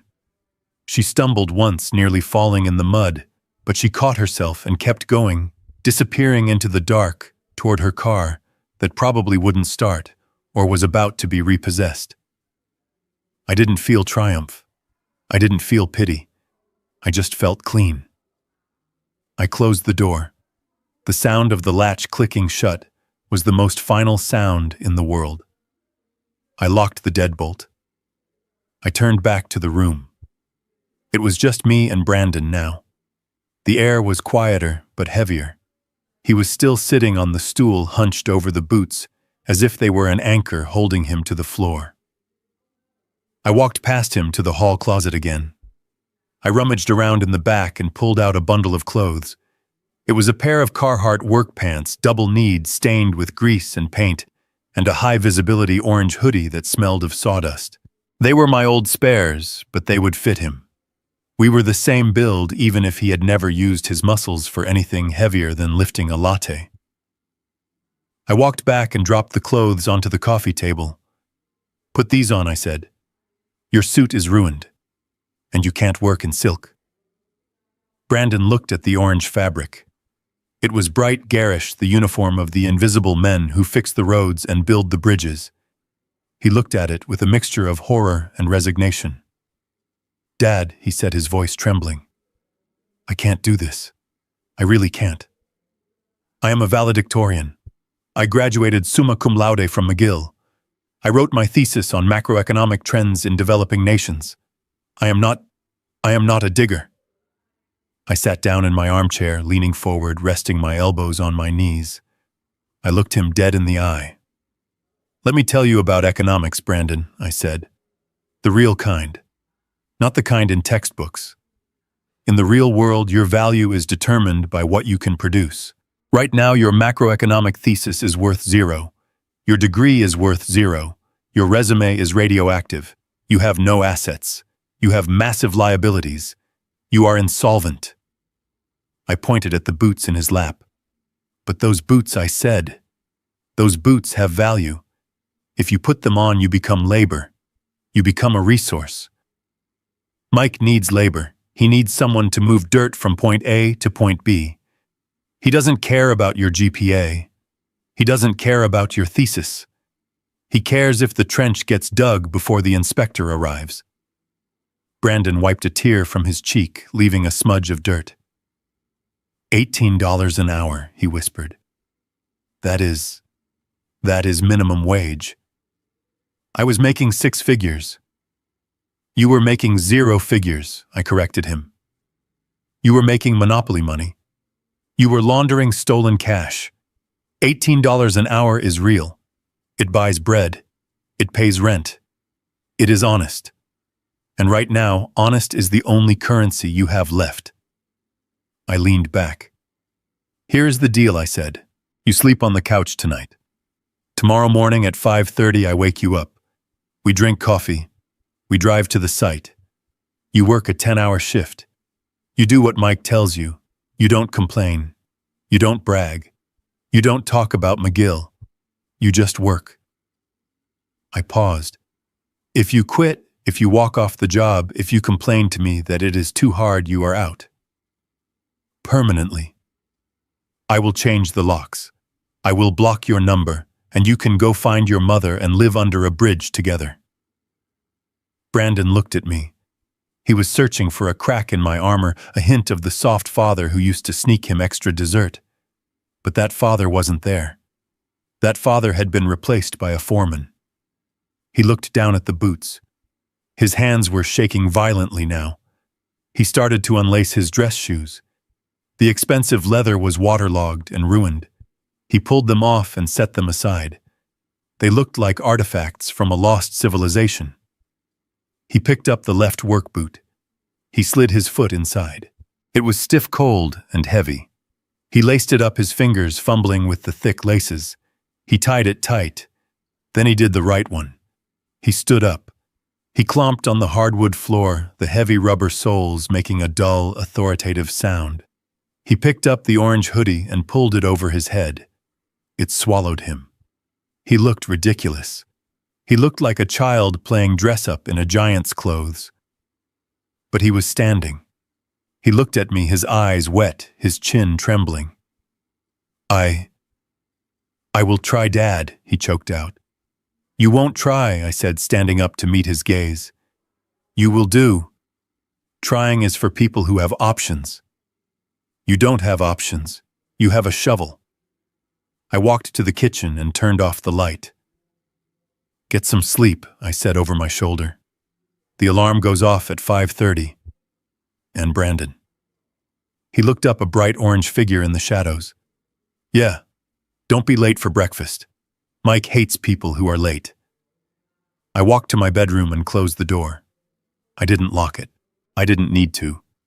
He wasn't going anywhere. He had just put on the chains of his salvation. The gravel crunching under the tires of my Ford F-150 was a familiar sound, the music of my entire adult life. It was a year later, almost to the day, since I had dropped a pair of steel-toe boots on my living room floor and told my son to choose between them and the street. I pulled the truck onto the shoulder of a massive construction site in Quincy, just south of Boston.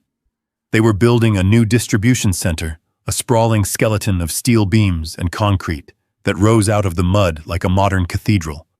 It was noon. The whistles had blown. The roar of the excavators and the jackhammers had died down to a low idle. It was lunchtime. I rolled down the window. The air smelled of diesel fumes, wet concrete, and sawdust. To me, it smelled like money. Honest money. I scanned the site, looking past the heavy machinery and the stacks of rebar. I wasn't looking for the foreman. I wasn't looking for the architects with their clean white hard hats and rolled-up blueprints. I was looking for the grunts. The guys in the trenches. The guys who go home with dirt under their fingernails that no amount of scrubbing can ever fully remove. I saw a group of them sitting on a stack of cinder blocks near the perimeter fence. They were laughing, passing around a thermos of coffee, eating out of battered metal lunchboxes. And there, sitting a little apart from the rest, was a young man. I put the truck in park and killed the engine, but I didn't get out. I just watched. He was wearing the orange hoodie I had given him, though now it was faded by the sun and stained dark with grease and sweat. The Carhartt pants were frayed at the hems. He had filled out. The suit jacket that had hung off him like a shroud a year ago wouldn't fit him now. His shoulders were broader, the muscles in his forearms cording as he unwrapped a sandwich wrapped in wax paper. It wasn't a $300 tasting menu. It looked like bologna on white bread. He took a bite, chewing slowly, staring out at the steel structure he was helping to build. His face was tanned darker than I had ever seen it, and there was a smudge of black grease across his cheekbone. He didn't look like a valedictorian. He didn't look like an investment banker. He looked like a man. A heavy hand slapped the doorframe of my truck. I looked up to see Mike, the site foreman, grinning at me through the open window.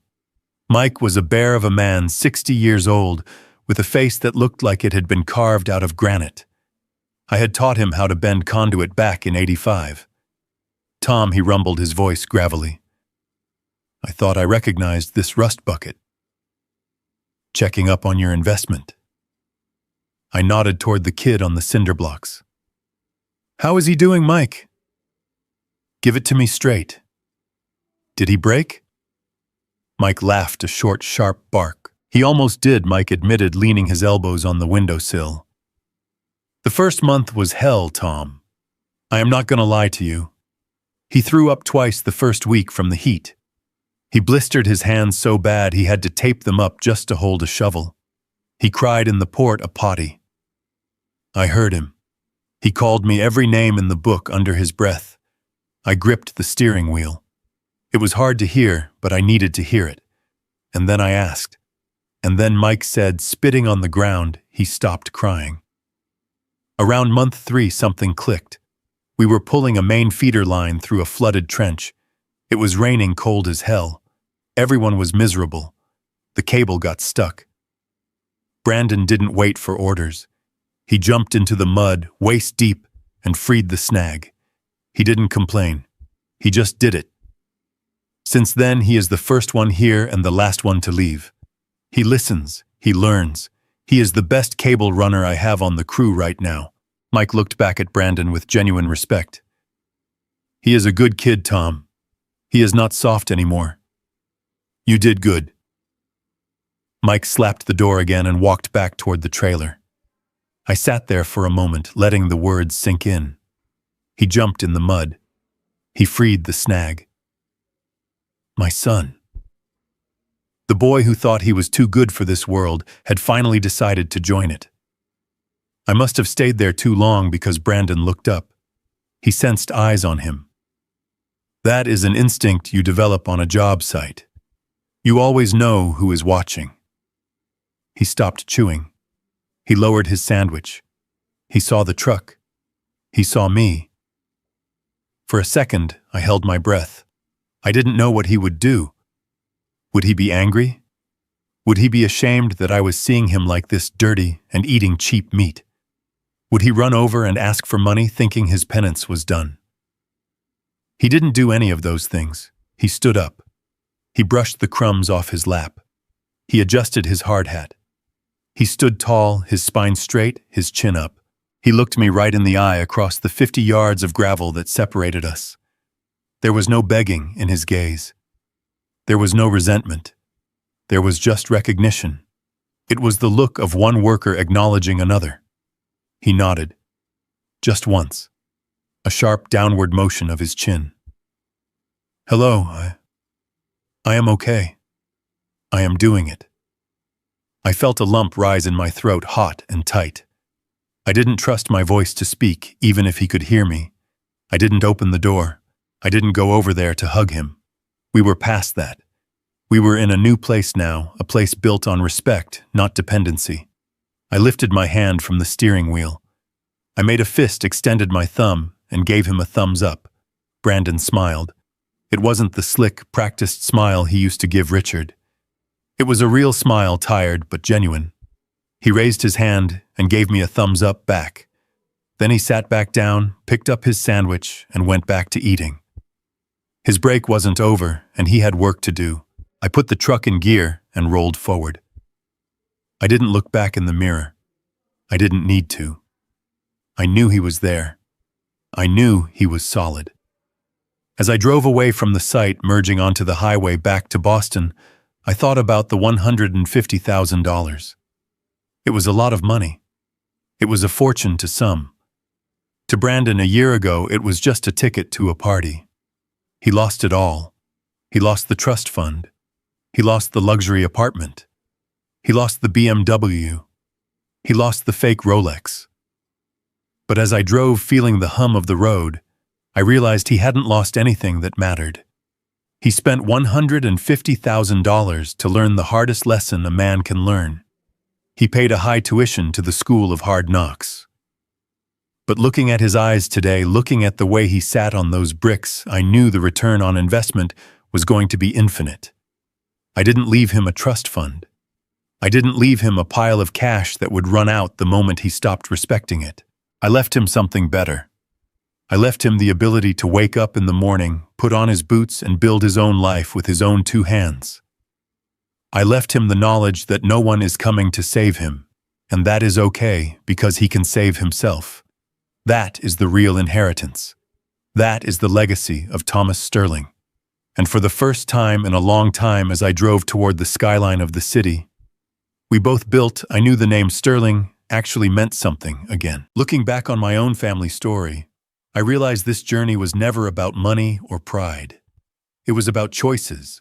If there is one thing I want you to learn from me, it's this: don't become the man I was for too long, silent, exhausted, and invisible.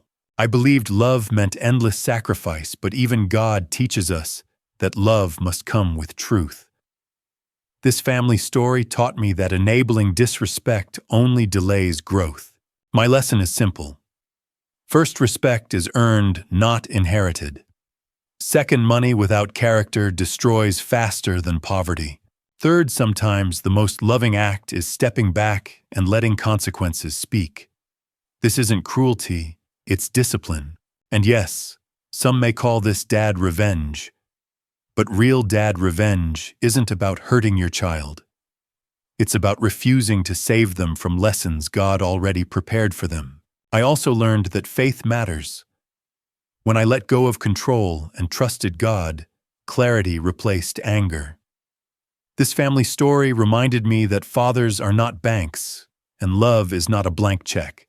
The truth is, dad revenge that builds character is better than comfort that creates weakness. If this family story resonated with you, please leave a comment and share where you're watching from. Your voice matters here. Don't forget to like, share this video, and subscribe to the channel so we can continue telling stories that matter. Thank you sincerely for staying with me until the end. And a final note: the next story may include fictional elements created for educational purposes. If that's not for you, feel free to exit and choose content that better fits your preferences.